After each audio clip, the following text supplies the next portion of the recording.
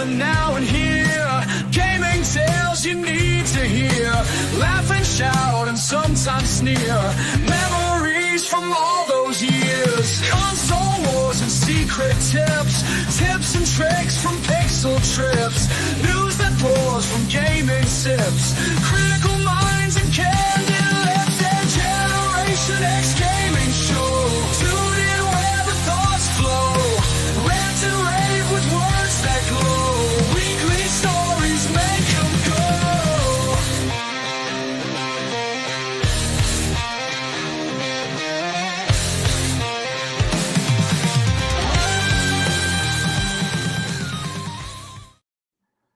What's going on, everybody? Welcome back to another week, another episode of Generation X Gaming, the weekly podcast that goes over a few of the top stories from the past week, and we rant along the way. I'm your host, 30 and Still Gaming, and joining me each and every single week is Sgt Mclusky. What's going on, Sarge? Hey everybody, how you doing? Is the YouTube page The YouTube? as soon as it starts the show, I get this giant advertisement right above the chat, and it sits there for like half the show, and there's no button around it to get rid of it. I wish you guys have been talking. Everyone in the chat for the last week has been talking about ads popping up. I don't run ads. Right? I know. I don't see ads either because I use YouTube Premium, so I don't know what you guys are talking about in any way, shape, or form. I don't see any ads. All right. Well, I'm not complaining. I'm just saying, is anybody else getting it? That's all I'm asking. I'm gonna say yes. I'm gonna say yes. Do you get the ad that pops up in the banner, like underneath, like that comes into the chat?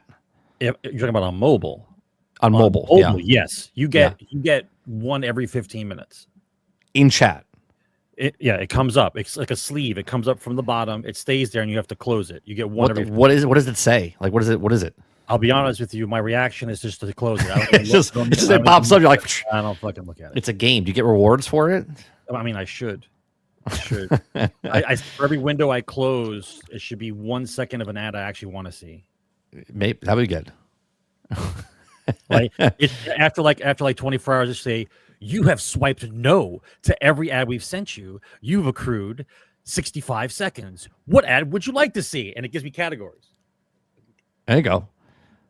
Quest says, well, my 4-year-old started dancing and said that's nice music when the intro started. Well, I'll tell you what. Here, I have a perfect opportunity for anyone here. Let's look at this. Ready? I have a thing where I can put up right here. The thing in the upper corner above Sarge's head is a QR code. If you scan that with your phone, yeah, Sarge, do that, right? If you scan that with your phone, it'll go to Spotify, and you can listen to all of our music on our album that's called Perk Up and Press Play. All right, so that's my album. If you'd like to support the channel, you can listen to it. You can stream it. You can download it. You can purchase it. Helps us out here. It's called Perk Up and Press Play. And we have plenty of other songs that we put out there as well. Why is Salty getting beauty products?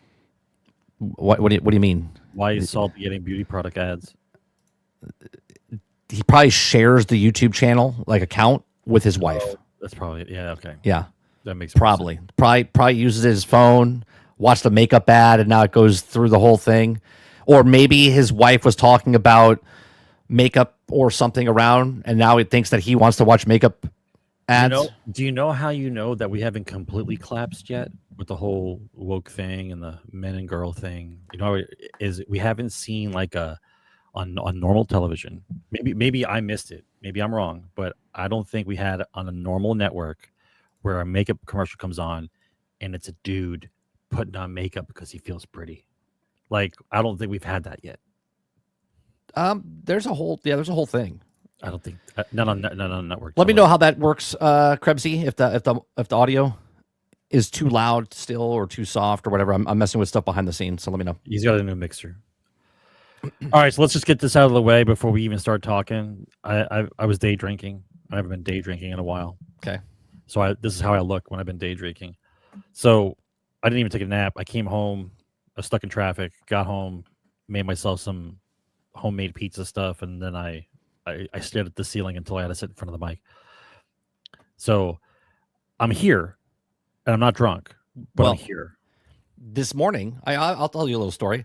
Today I felt like the Final Destination. Remember the movie Final Destination, where like something? That's not good. No, it's not good. This is You're supposed to die, and you keep, and because you didn't die, death is chasing you around. Yeah. So this morning I noticed I got in the car, I started the car, and all of a sudden it said bing bing, tire low, right? So I get out of the car and I look and I'm like, oh, nail. That's just your car is lonely. Yeah. Nail in the tire. Nail in the tire. So then I'm like, all right, let me go drop the kid off at school, right? And then so I have a flat tire, so I'll go to the gas station right after school.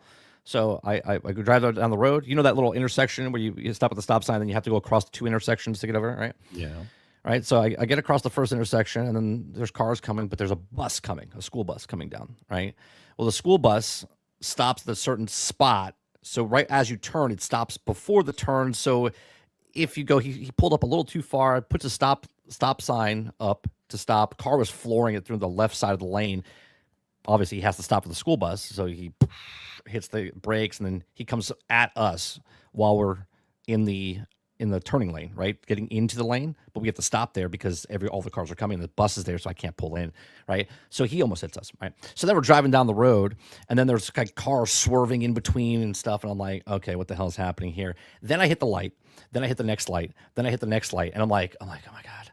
I was like, what is happening here, right? So I dropped the kid off at school, and I'm like, whew, mission 1 accomplished, right? Safe and sound at school. I was like, all right.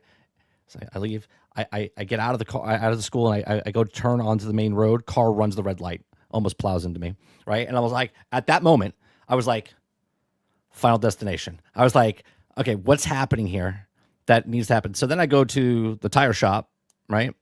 And as I'm in the tire shop, there's one lane because they're working construction on the other lane. So there's only one lane open, and the tire shop is in the section where they're working. So then I pull in, okay? They fix my car, and as the guy pulls out, because they move the car, right? Because I don't know if you've ever seen a tire shop like this. There's just like 100 cars out in front of the tire shop, right? I mean, if there's not a big store nearby that does tires, it's like that, sure. Yeah. So they're just changing tires, making a killing, right? He gets in my car, he pulls out, almost gets hit. Okay, and I'm like, that should have been me, right? Like I'm thinking, I'd say, right? So then I get home, and there's just one problem after another. The AC guy, the air duct, all day long. Then I'm eating dinner, and my wife, she takes a bite of food and then starts coughing and then choking, right? And I'm like, are you okay? She's like, oh, I'm like, what is happening? So I'm just having one of those days, right? I'm just having one of those days. So I'm staying here. Just after the show, I'm just gonna close my eyes, go to sleep, and then hopefully tomorrow it's a better day. But yeah, it's just like one thing after another. I was just like, I almost got hit 3 times in one day, right? There's a sign. That's a sign, right? I mean, I like to think of it. I'll give you a good example. Like I'm not a superstitious person. I weigh out coincidences, and when there's too many coincidences, it makes you think, right? So I went to leave work one night, couple weeks back, and my stupid apron got caught in like a mystery knot. Like I know how to tie an apron, right? I don't. That's not where I thought you were going to go. Like I thought your apron got caught in like a cheese grinder or something. You're getting pulled in. No, like this is my psychosis, right? So I go to take my apron off, and I can't get the apron off because the knot turned into like one of those crazy knots all of a sudden. Like I do like a basic knot. I don't go crazy, right? And so I can't get it out. Right, I can't get it out, right, and I can't sit in the car with this big apron on when I'm trying to drive. So I gotta get the apron off, right? So I'm there trying to pull the goddamn knot out of the apron for 10-20 minutes. I'm like, this is ridiculous. This is like one of those double knot things. I don't even know what the hell happened here. I can see the DNA that of our father kicks in, and you're like I'm pissed, man. I'm pissed. Yeah. So now it's 10 minutes. I get in the car and I start driving. When I make the turn, right before I get on the highway, there's a giant, massive car accident involving 3 cars, a truck, and a construction vehicle. And I'm like, right. If you didn't sit there for 10 minutes, right, it would have been me. Yeah, you could. It would have been me because it had just happened like recently. It would have been me, and I'm like, same thing. Like, and then you look at the knot and you go, "Fucking knot still there." Yeah. So anytime I what I call, I don't call it superstition. I call it the natural pause in time.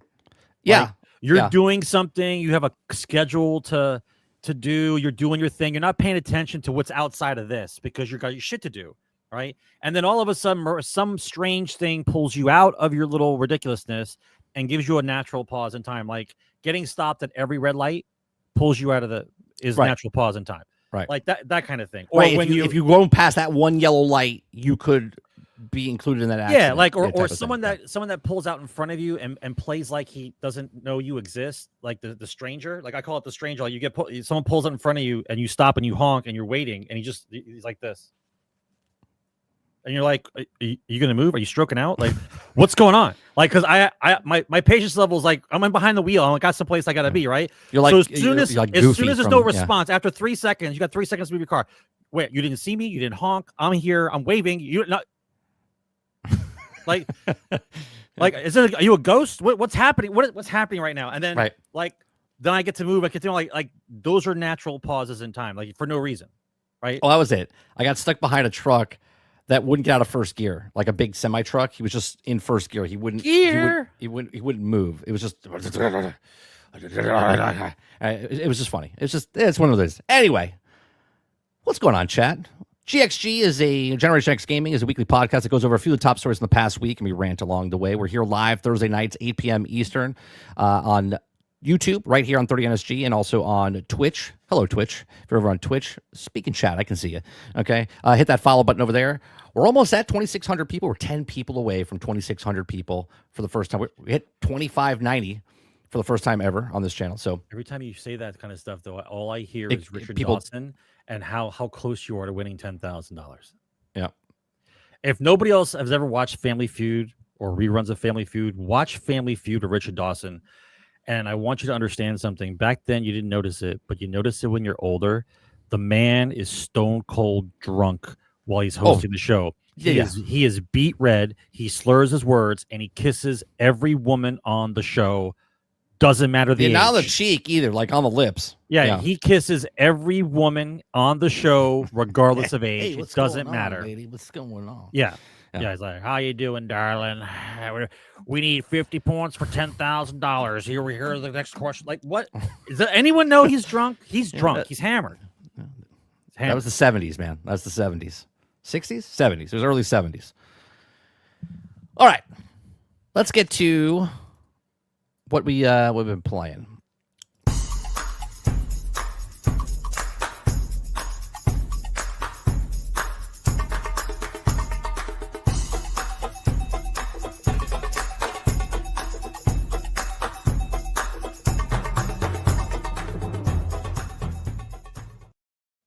Sarge, I forgot to say what the hell we're talking about today, right? Like, so real quick, on today's show, on episode 459. It's completely fine. Right? Well, no, I need this because later when I talk about stuff, timestamp it. Yeah, I got it. Yeah, so on today's show, we're going to be talking about Xbox GamePass.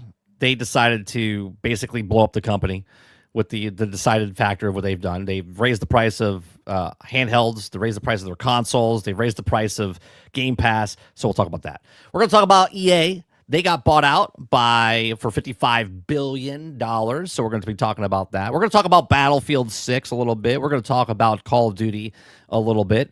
And then we're also going to talk about AI actress. Okay, we're going to talk about this. I like talking about this type of stuff because I was in the industry for 20 years. So I want to talk a little bit. I don't know if Sarge knows about this, about TillyNorwood, Sarge. It's a fake actress that they're trying to push as a real actress, and there's like an agent that wants to try to get stuff. Also known as Queen of the Gooners. Yeah. So these are just a few of the top stories that we'll talk about. If we get to all the stories, we get to all the stories. If we don't, we don't. And if you like to listen to us after the fact, you can listen to us right here on YouTube and also Spotify and Anchor.fm and anywhere else a podcast is heard. All right, Sarge, what have you been playing last week? So the guy looks at the iPad and he tells me it's either 146 or 345, right? Hold on a second. Just so people know what's going on here. I'm just fucking around. Sarge was telling me a story before the show started, and we had a minute left, and he was getting to the punchline of the story. And I was like, we got to go. And he's like, all right, never mind. And so now he's trying to finish it. I'm gonna lose it before the end of the show anyway. It's fine. I'd have to do the lead in for the chat, and then it'll get complicated. All right. Right. So what have you been playing? Yeah. So last week I didn't get a chance to play Baldur's Gate 3 because the cousins were down, so we went out to dinner. I have been playing. I'm an old fogey. in gaming. So I play what I like, and because of all the flames from all the trash going on right now. All right, so it's Baldur's Gate 1, doing a playthrough on Baldur's Gate 1. Right? You playing on PC or playing on a console? Playing on console. Okay. Which reminds me, I have to look to see if I actually own it or if it's Game Pass thing. So when I change out my Game Pass thing, do I still get to get it? Do I still get to play it? Is the question. No, you don't. Well, if I do the lesser version, is what I'm saying. Like the lesser version, you'll still get to play it. Yeah. Like I don't know if it's part of the 50. Oh yeah, it might not be part of the 50. I won't know if it's part of the 50. Like only Tiddlywinks, Backdoor Bandits, How to Blow Your Nose, Color Forms will be like one of the 50 games. Like I won't get like a Baldur's Gate game unless I pay them the extra money. You know how that works. Pay the 15. Get the extra. You gotta pay the 15. Yeah, 10's for brokies. Right. So yeah, some RPGs, some RTSs, Company Heroes, Dawn of War, same shit. I haven't played anything new, relatively new, because once again, it's a time factor.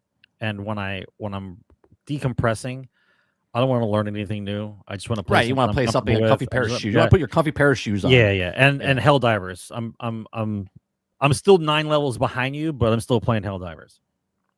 Yeah, I have an unhealthy relationship right now with that game. I just don't like what's going on right now because I understand it's a video game, but you can't have guys literally spawn in front of you. Yeah, I don't know what happened it's not even they're coming down the street. There's not like it's coming like oh, here they come. It's and I'm not talking about a drop ship. No, they appear. Don't misconstrue. I'm not talking about a drop ship. I'm talking about they appear. Genie nodded her head and they just appeared. There's also people not even calling reinforcements in and drop ships come in. Right? Today, me and Mr. Luke were playing. And it was just nonstop, constant, just ships coming in. And the ships weren't just coming in and then dropping people off. They were going like this and like swaying and doing like this. I'm like, what is happening?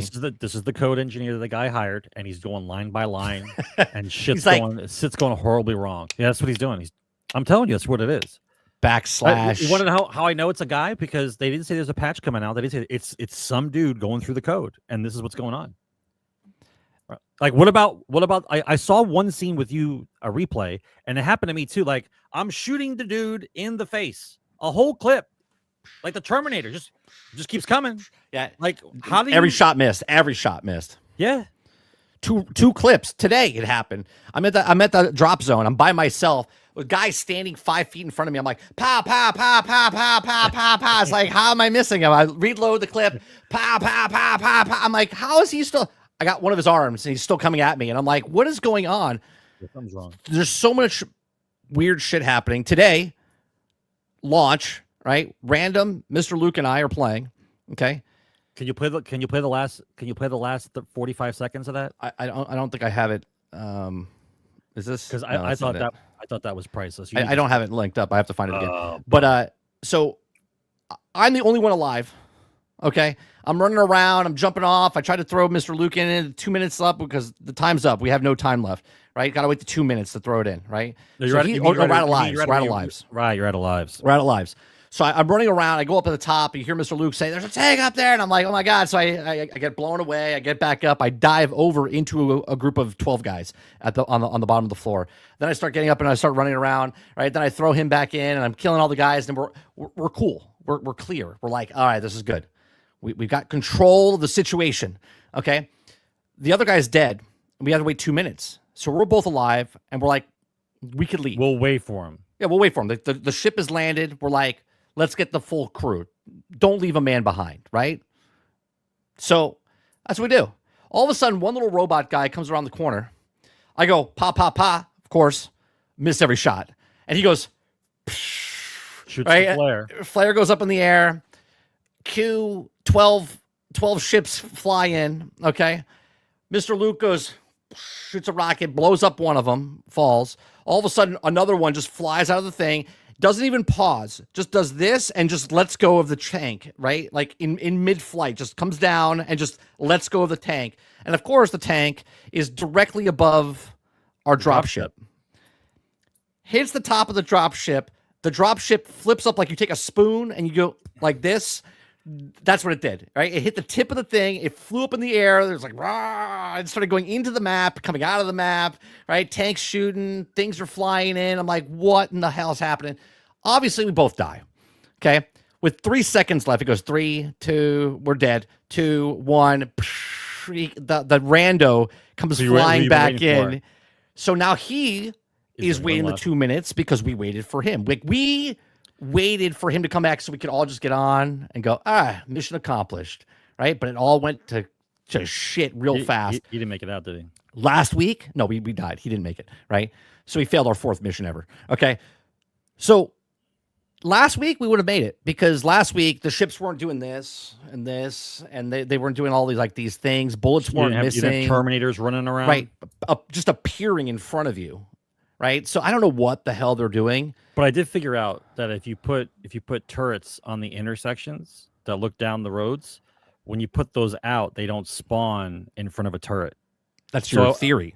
Well, it's been working because they don't spawn. They don't spawn anywhere around the turrets.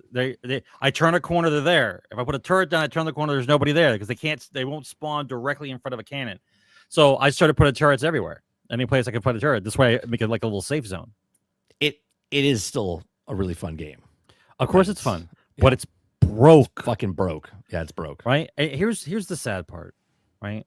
They get excited because everyone's playing it, and then it's so broke that we're moving on to the next game, and like no, wait, we're gonna fix it. Right, we're gonna fix it. We realize now that people actually like the game that we were gonna half-ass anyway, and so now there's a problem. Like, yeah, there's a problem. Your game's not working. You guys, it's broke. We all know it's broke. Just fix it, man. Just fix your game. Which is going to take at least. Well, they 4 months. Well, they hired a guy and he's going line by line, bro. Well, no, it's October, right? It's October, November. They go on vacation in December. They come back halfway through January, and it's too late. February, Battlefield, and the Call of Duty guys. It's over. Yeah, it won't get fixed till year 2, going into year 3 of. Yeah. By the way, how are you guys liking Dune? Yeah. Yeah, how you guys liking? Well, we have a story about Dune. We're all talking about Dune, right? You guys love Dune, right? We have Dune. I played a shit ton of Dune. I have 170 hours. 1 for Sarge. I have 170 hours. I got my money's worth. What was the story? People from they're getting laid off. What? Oh, 2 for Sarge. What else have you been playing? It's such an awesome game. Playing the mind game with myself. So. I got a fun game I played. Right here, let me find this one. Is that the zombie game? This is a zombie game, right? This is called Deadly Days Road Trip. Okay, so this is not my footage. This is a channel. Let me reference the channel. It looks like car bingo, bro. This is Zulajin Plays. Okay, Zulajin Plays. This is his channel. He's got the game playing. So this is a little tiny game. It was like $7 on Steam. $7. Yeah, $7. It's for the brokies. Yep. So it's a roguelike, like a Vampire Survivor. It's a roguelite survivor game. Okay. So you get to pick which spot you want, right? I want trees, or do I want a car? I want more trees. So each one, it'll as you get highlights, you'll see it'll say like map size, loot, and fuel, right? So you need fuel because you have a bus. Okay. And your bus is to get you from point A to point B as you go. Okay, so your object is to run around the map, find loot to get better guns, better gear, and also find fuel so you can move on to the next location. Okay, so this is what the game looks like. Okay, it's a little. Oh yeah, this looks like a '90s game. Yeah. So as you're running around, the animation it's an auto. Yeah. It's an auto shooter. Well, thank God. Or you can use the trigger and you can shoot yourself. Okay, there's different characters you unlock. Why would I want to shoot myself? Because you can aim it. So if you want to make it, never mind. I thought you meant shoot yourself. Yeah, you can not shoot yourself. Yeah, okay, right. It's never mind. Do the motion of shooting. Yeah, right. Yeah. So as you level up, you'll get these airdrops in. Okay, you can take one of the 3 items, and when you take the airdrop, so now you're playing Tetris.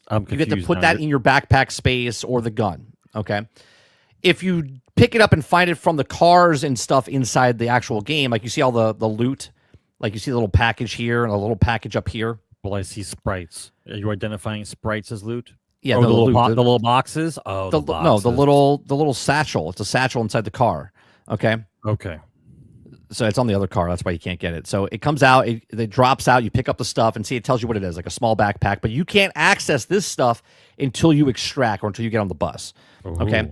So Okay. you get XP. The XP bar is at the bottom over here. Okay. It's the 54%. So more XP So I you would pick just be up. Can you run out of bullets?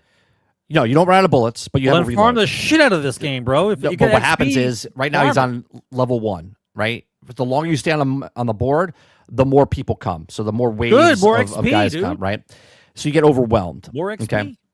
So you could choose that. You can stay on the board and stay and get XP, get the drops, right? He's almost at it again. So watch. When he gets the drop, once he gets 100%, another airdrop will come in, right? He's got a vacuum, I think, now. Okay, so he leveled up. He's got a vacuum. Flare comes on the ground. Now a airdrop comes in. Okay? Then that's the package you pick up, and then he could take whatever's in here and put it instantly. But you're playing backpack. Tetris again. Yeah. Now this is another part of the game. So inside the game itself, inside the backpack. Yeah. Let me pause it right there for a second. Okay, so see the sheriff star. Yeah. Shoots 6 bullets from reload marked ranged weapon. Each bullet deals 1/6 of the total damage from the clip and inherits 1/6 of the bullet size buff appeal on the weapon. So the stars that are around this thing is if it touches it, it activates on whatever it is, right? So you have to start playing and getting your backpack big enough to put certain things in so the stars touch the weapon or touch the fast movement or the different buffs. So and this stuff is on some it. kind of mechanic of getting weapons to do Yes, different to make abilities? more powerful and stuff like that. So if you find 2 white weapons or common weapons, you can combine that and make a green weapon. If you get 2 green weapons, it makes a blue weapon. If you take 2 blues, it makes a purple, so on, so forth, right? So as you go through, So right? who paid you to talk about this game? No one paid me. I Did paid someone- $7. I paid someone call you? $7. No, Did someone call you up? no, I paid $7. So everything that he picked up, this is I believe this is at the end of the run. What Yeah, studio so- made this? What studio made this? I don't even know the studio. Okay, so there Is you go. this one of That's those why. games- is this one of the games where the guy it's one dude? Is it one dude? Okay, so yeah, I believe it is one dude. I believe it is one dude, right? So he's about to leave, right? So at the end, once you extract, Yeah. he's getting greedy. He's going back in. All right, there he goes. Okay, so once you complete the board, it tells you your whole thing, gives you your XP. You continue, and then this right here on the other side here is everything that you looted from the cars, the vehicles, the bins, and stuff like that. What are you You'll gonna do with notice a that tambourine. yeah, so you'll notice that some of them are broke, right? All of them that you found are broke. Some of them are not broke. You have to repair them. So you're using this, which is like duct tape. You have to repair a rat. Yeah, duct tape. Well, it's a poison thing. It's a rat, but it's like poison. Okay.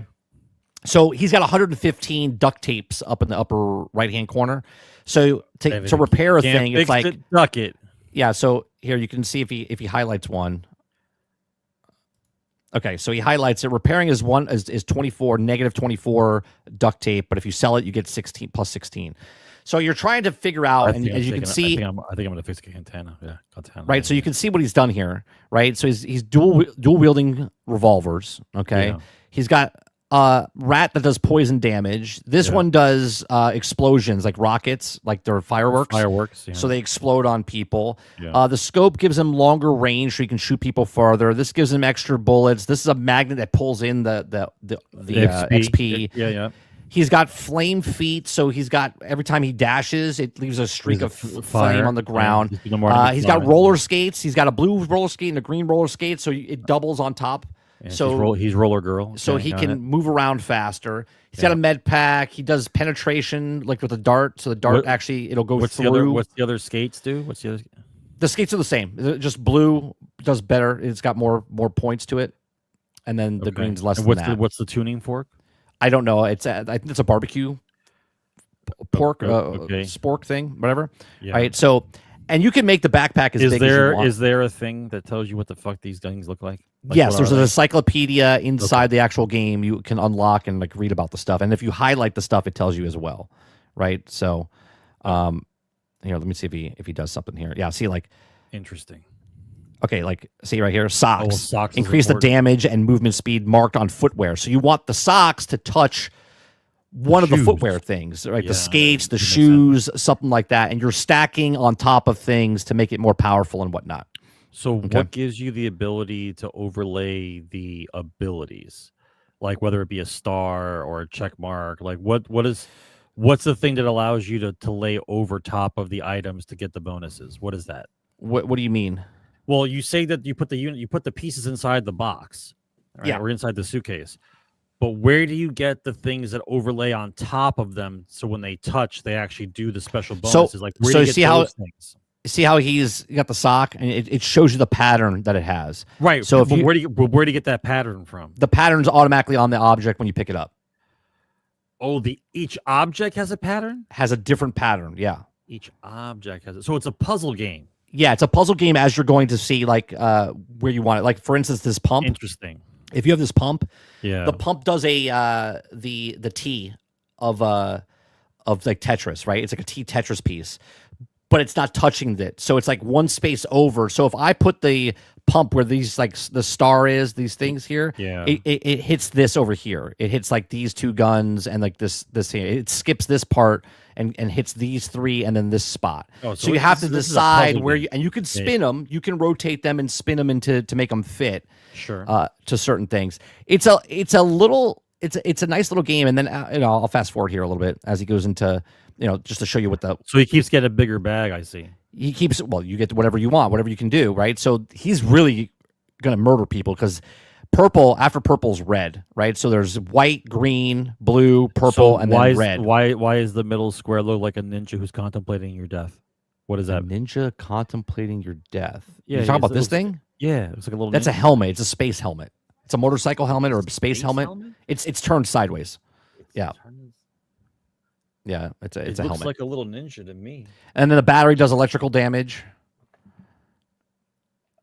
So I don't know what the bear. Oh wait, maybe red's higher than gold or gold's higher. I don't even know. I've never seen this yet. We're all gamers here, bro. You know, gold's the top. Come on. Top. It could be top. Well, it could be the red. Could be the top. Anyway, once you get to the end, I don't know if you get to the boss. There's a boss level. But yeah, of course there is.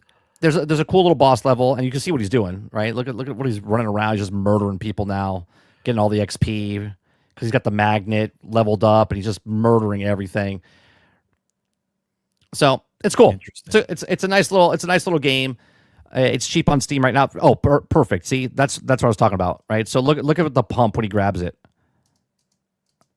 When he see where it is, like he has this, but the pattern's over here. So what? Yeah, so if the pattern touches multiple things, something happens. Yeah. So he's gonna put it on top of this, and it's gonna make it purple. This is like a trial and error thing, right? Yeah. So now it's purple because he combined two blues to make it purple. And now that purple is only activating on top of the heel, right? So, okay, so if the pattern touches same colors, it upgrades them. Say it again. If the pattern overlays on top of the same colored stuff, it changes them to a higher status. Yeah, if you have two of the same, so two whites make a green, two greens make a blue. Can the overlays overlay each other? Like if I put a T over something and then there happens to be a U later, can I overlay the U where the T is? Yeah, you can overlap stuff. Like the patterns, yeah, you can overlap stuff. Okay, yeah, okay, yeah. You can stack bonuses and whatnot. All right, so I don't even know what the dice is and stuff like that. Yeah, so there's that one game I was playing. Another game I was playing, and it'll be a lot faster to talk about, is this game. This is not my footage either. This is from TG Host Gaming. This is Starship Troopers. Okay, Starship Troopers. I've been going back and playing Starship Troopers because I'm playing Helldivers, and I was like, let me go back and see if they actually fixed this game, because this game was in terrible shape. Like, it was crashed the dashboard. And but from what I looked at, all the updates that this game had are all updates that are in Helldivers. Yeah, you have a community type of thing. There's they've stabilized it. All the, as you can tell, all the bugs that you kill and shoot stay on the actual level now, up to a certain point. Why? I don't know. It's cool or whatever. To slow down my machine? I don't understand why. Let the bodies go away, dude. They can stay there for a little while, but they got to go away. Yeah, what I do like about this is that it's 16 players. We had fun playing this when it first came out. I've been going back the last couple days and playing this, and I'm enjoying it. It's completely different. Which is funny because I'm playing Helldivers because it was stable when we first started playing, but now it's unstable. And now I'm playing Starship Troopers because now it's more stable than Helldivers. Like what world are we living in? So, but it's cool. It's lots of different classes, lots of different boards, lots of different missions and types and stuff that you can do now. Pretty cool. If you guys, like it, I think it's on sale right now, or if it was on sale, I think it's like $20 for a nickel. Yeah, I think it's like $20. But it is a very fun 16 player. What's cool now, Sarge, now that basically everyone stopped playing it and there's like the hardcore player base. The rookies stopped playing it because it's the fly-by-night guys have left. Yeah. The people that are playing now are like role-playing, right? They're like in it. They're like, love this. So when you get in, there's guys talking to each other like they're actual Starship Troopers, right? They're walking around. They're like, they know how to play. They know how to play. Yeah, when they fire, they call out everything. It's almost like when you're playing a Hell Let Loose and stuff like that. So everyone's coming in, back up here. They're calling points out. It's like you're in a military squad. Yeah. Someone's doing a rocket launch. They're like, rocket launcher out, and they're like shooting the stuff. They're all calling their stuff. It's not guys in the game. It's actually people on the mic. And that's what makes this game really cool. The open mic, this guy's dead. No? Okay. The open mic, the superhero landed. The chatter that goes on with the group, right? And the 16 people on the squad. So it's another PvE game that's been out there. It's been out for 2 years over on PC, and then obviously it's been on, I think, console for a year. So I mean, pretty fun. So if you're looking for another game, it's still like a C-level game, though, bro. Sure. No, this is not AAA. It's not AAA. I'm not asking for AAA. I'm just asking for complete. That's it's not asking for a lot. Just not asking for a lot. Oh, can you still build stuff? Can you still build the bases? Still build bases and stuff like that. And then so it's like really fun. There's like the get on the board, establish perimeter, build a base, and then run to extraction type of stuff, right? And it's really cool. You see people all working together. No one leaves a man behind. They all kind of run back, make a wall, kill all the bugs, so a guy medic can come over and pick up the guy, and then you guys all run. But is it still that problem where everybody's trying to build something with limited resources, so they end up building crappy bases because people are sometimes over the resources? The times I've played right now, no, because the people that I've played with, luckily, know what the hell they're doing. Yeah, they know what to build. They're putting certain things in certain places to make it more efficient. People call out stuff now. They put everyone's leveled up as well, so they're putting like traps out and lines of fence lines and stuff. So there's a lot going on. Why play this when Helldivers exists? If you want to play with 16 people, it's a completely different experience. I just said why you would play it, right? Like there's building in this. There's no building in Helldivers. There's 16 players. Like people. He knows Krebs doesn't like people. Right, 16 players compared to 4. Helldivers wants more people, and the developers said we can't do it. We could give you 16 tomorrow, but you'll have 16 frames. Right? It's like basically what they said. It doesn't work. Yeah, it doesn't work. Right? So there's just different things. It's just a completely different experience. Why would you play? I don't know. What's a game? Why would you play Pokemon when there's Pal World? Like, you know what I mean? I don't know. Like, there's reasons why people like certain things and why they don't. Because I like myself better. I'll play Pal World. Yeah. I don't hate myself. That's what I've been playing. I've been playing that. I've been playing Deep Rock Galactic Survivor. I'm going along with that. I've been playing Sworn. I've been playing this. I've been playing Helldivers, and then I've also been playing Deadliest Day Road Trip. So, what's the Deadliest Day Road Trip? The zombie thing? That was the zombie one. Yeah, that's the zombie one. So there you go. That's what we've been playing. So let's get to the top stories.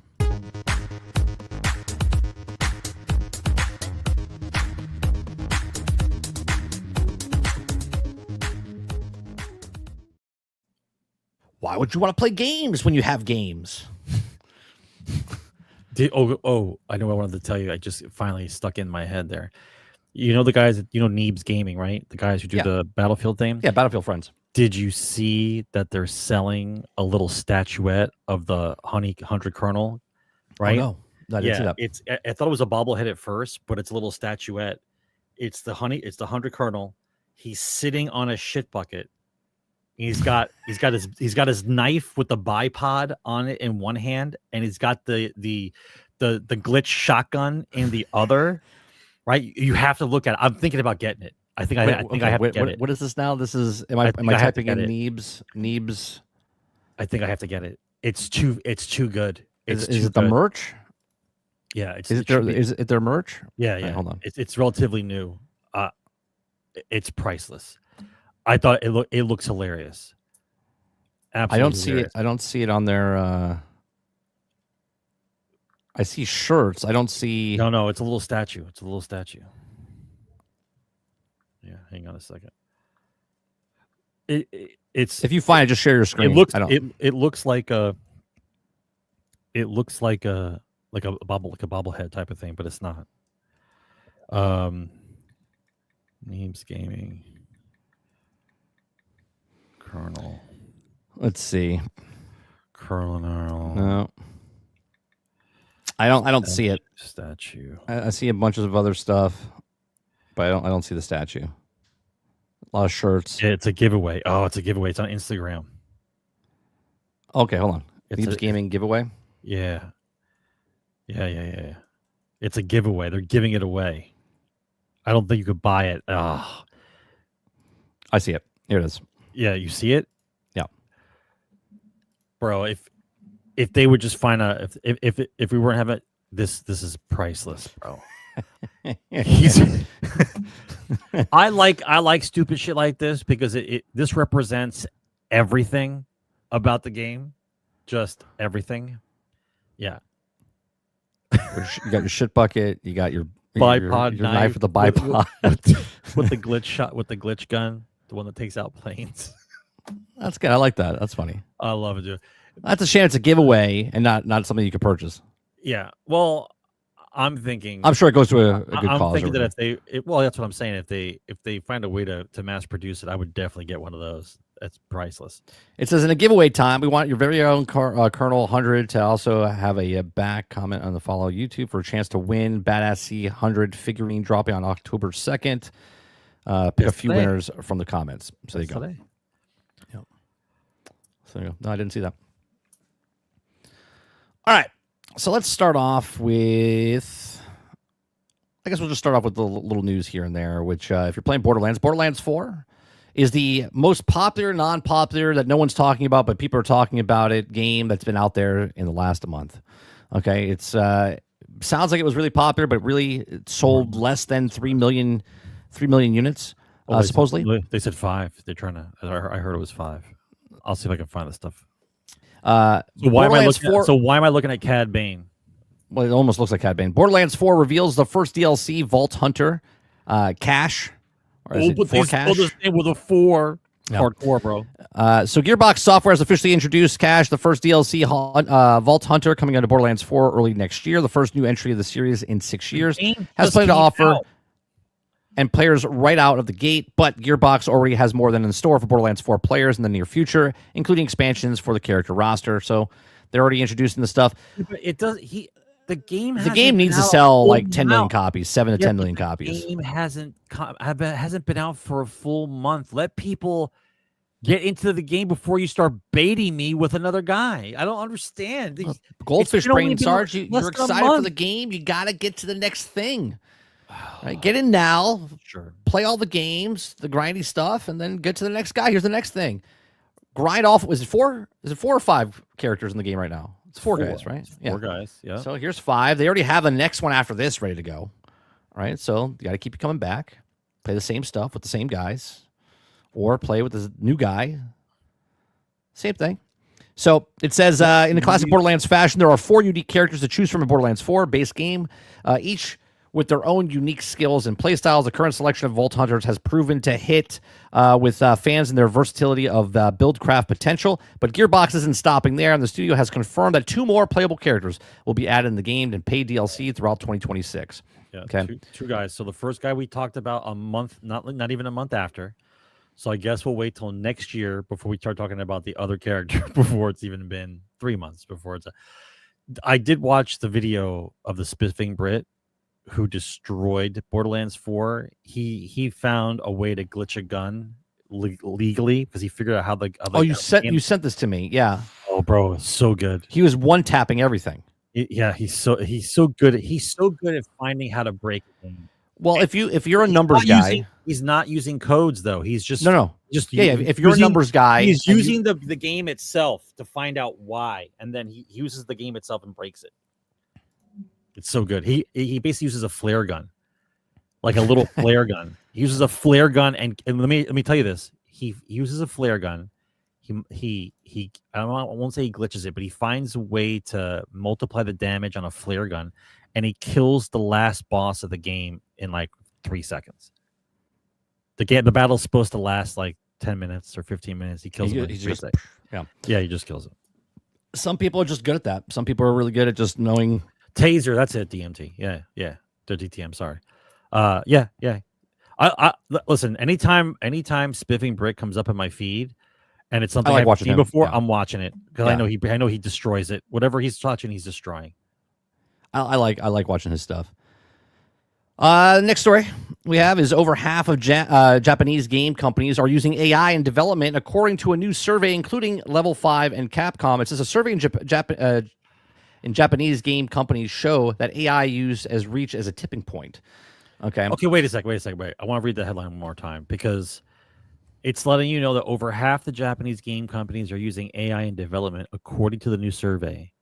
Right? Then it says including Level 5 and Capcom. Yeah, right. But it says a survey that AI has reached a tipping point. It just came out. Like the level that we've been talking about, like just came out. It's been about 2 years, but yeah. It's 2 years. The tipping point is already. We're already at the tipping point. All right. It says, as a report, it says a survey conducted at computer entertainment supplier Associated CESA during June and July found that 51% of Japanese game companies are using AI in some capacity. The survey response came out from the members' companies, which include likes of Capcom, Level 5, Square Enix, Sega, and many more, spanning major development and indies alike.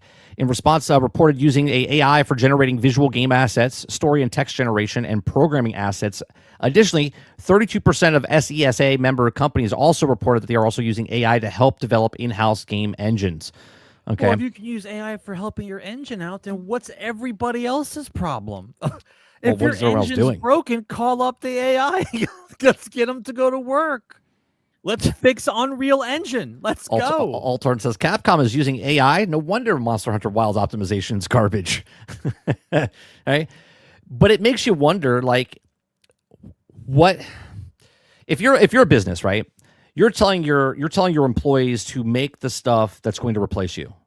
And at that point, you either do what they ask or you don't. And if you don't, you lose your job. And if you do it, you also lose your job. Right? So it's like, what do?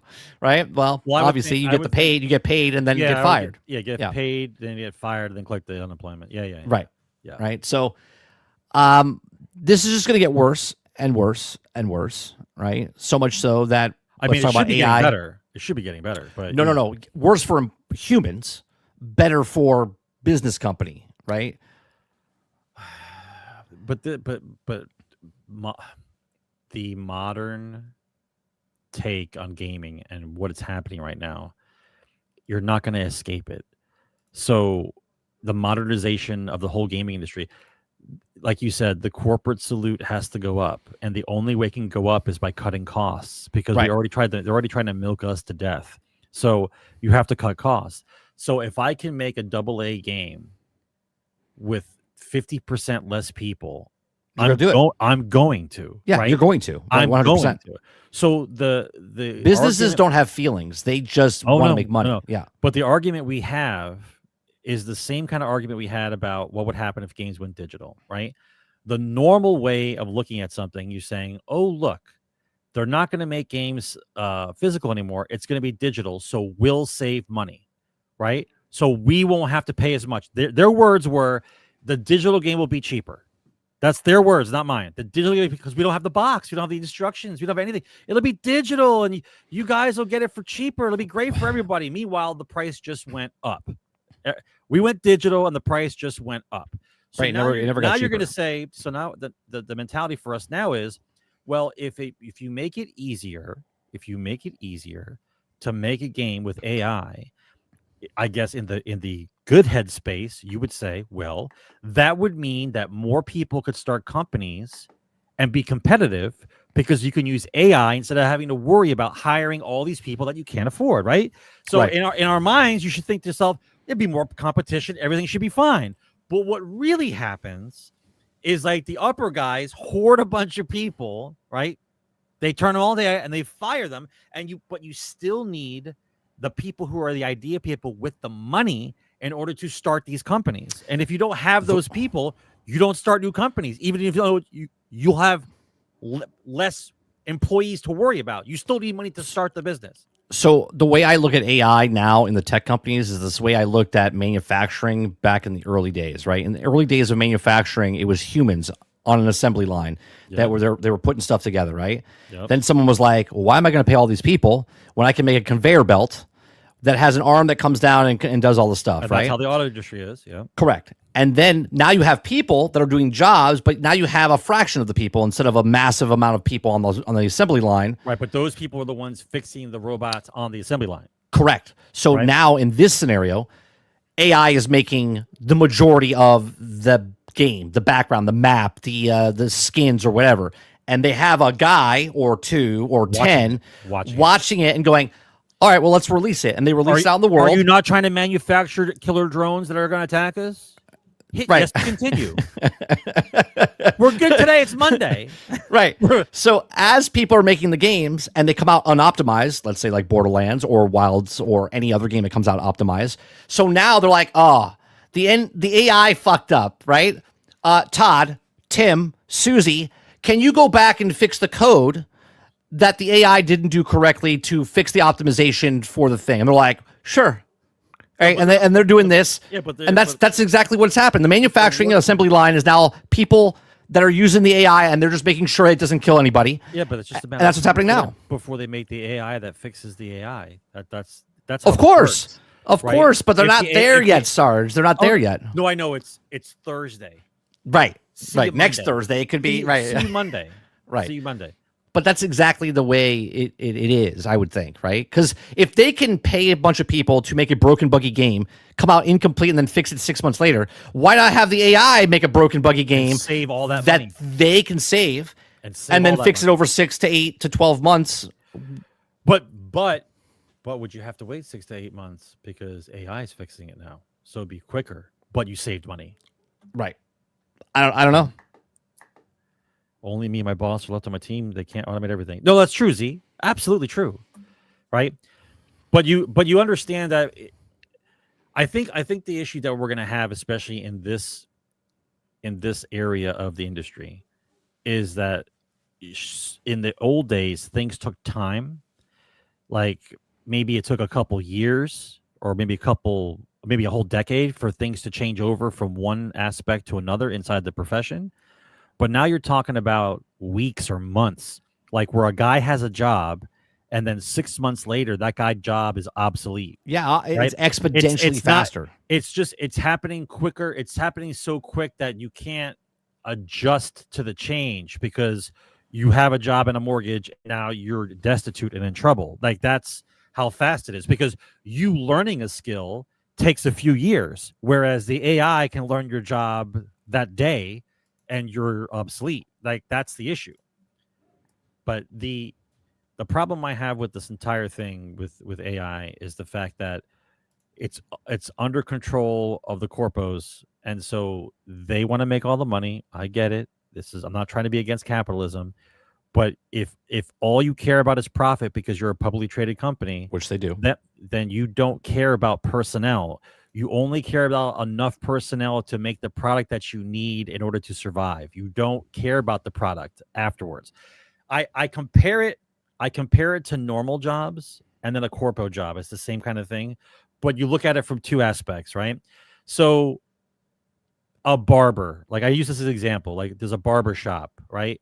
A big fat guy who eats salami sandwiches and he's next door to an Italian bakery, fat, Sarge. Right? The little pole spinning, and he cuts hair, and he hires 3 or 4 guys, and they all talk about their wives and how much they hate them, but they're cutting hair, right? Now, Fat Tony, who cuts hair, runs a barbershop, right? He's been there for 20 years, 30 years. I had a barber named Fat Tony. He cuts all the hair for all the guys in the neighborhood. Fat Tony's been there forever, right?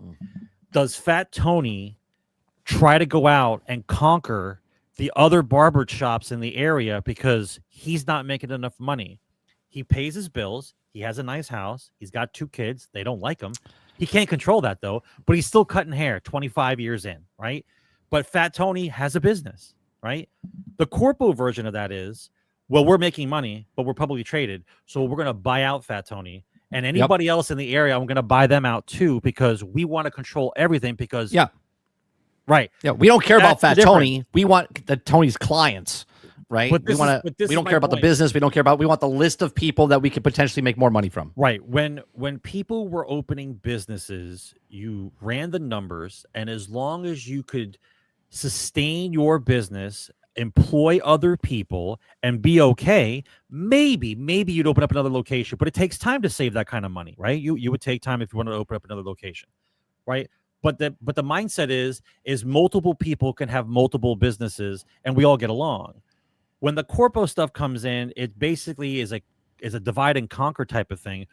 Well, they'll go into the area, they offer you money, you say no, but then they open a shop that right down the road, and they charge $8 less for a haircut than Fat Tony does, right? So after a while, nobody goes to Fat Tony anymore, except for the old guy that likes his haircut the same way, number 3 on the side, because he's you know. But you see what I'm saying? So like in gaming now, you're going to have, and the story about EA is part of it. They're going to go private. Same kind of story. Publicly traded, take over everybody. Now I get to hire and fire as many people as I want because we're publicly traded. I have to worry about the money. When you're private, all you care about is you. You don't worry about shareholders. Yeah, they don't need to worry about the shareholders. Right. They don't need to share numbers. They don't need to share anything. So this is why I say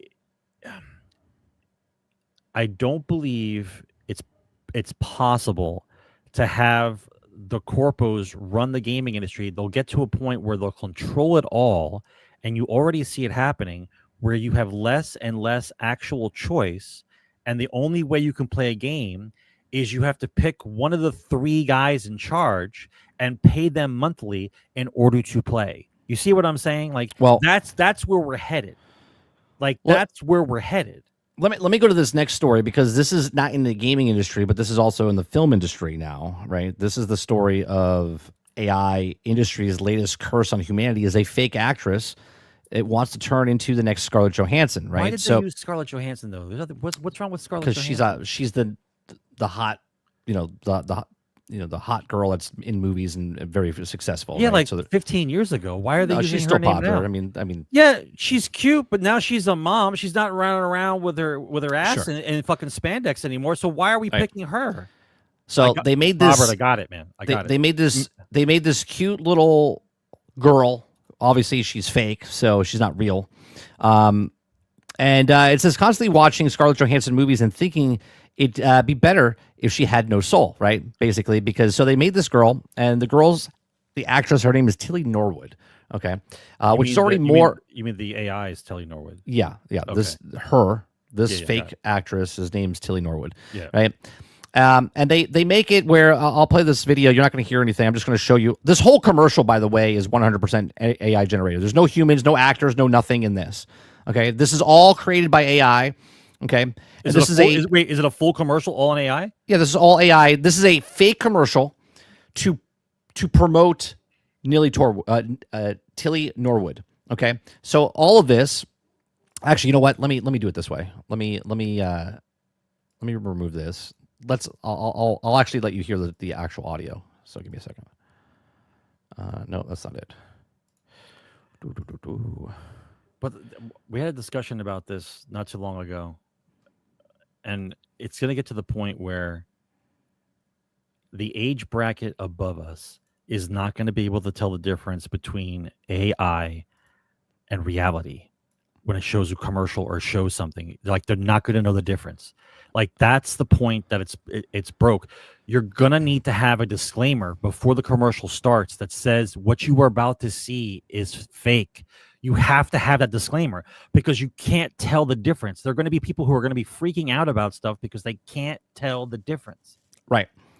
No, Dupless, that's what we're talking about. Yes, it's a commercial all made of AI and all the people are fake, but they're trying to push this one girl. This whole commercial is to push the one AI that's fake, right? They're trying to make one AI, right? This video is all about views, 100% AI generated, no humans. They're trying to turn her into an actual star. We all knew TV was dead, right? Thought, why not squeeze in one all of this is fake. We had one rule: no missing children, No dead women and no reboots of Heartbeat. We'd pitched this beautiful comedy, two sisters running a funeral parlour in Margate. Warm, weird, very BBC Two. Commissioner said no. AI generated 100 better Now, obviously, it told you ahead of time it was 100% AI.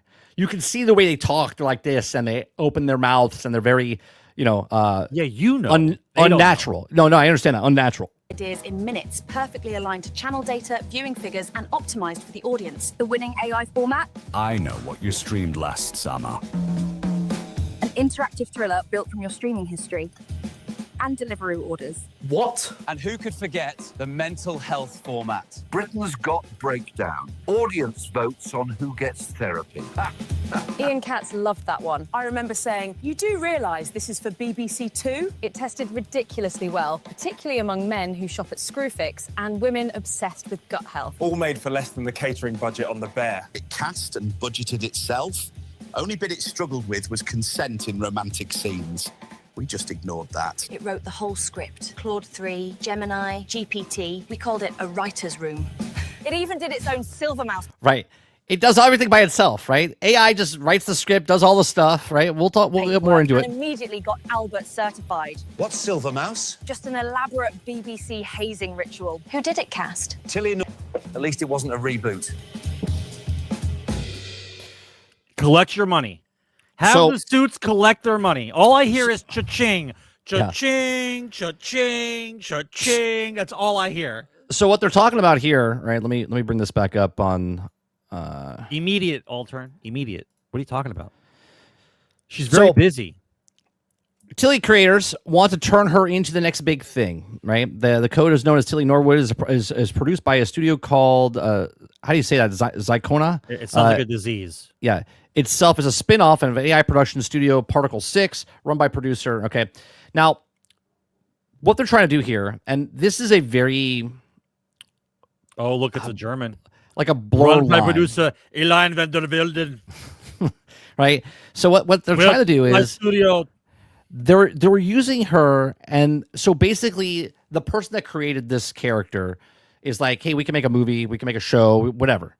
Yeah. So now the person that created, which he didn't create, like the AI created, okay, but the person that used the AI to create the person is now like the agent, okay. It's basically the version of her. It's her. Yeah. So now the AI commissioner, right, like the person that owned it, right, is now selling that character now is the agent. So now if they want to use TillyNorwood in the movie, they would pay the person that created it. And my question is, why would a studio pay for that and give a percentage away? We were just talking about AI is making video games and all this other stuff when they can literally just make their own TillyNorwood. They can create.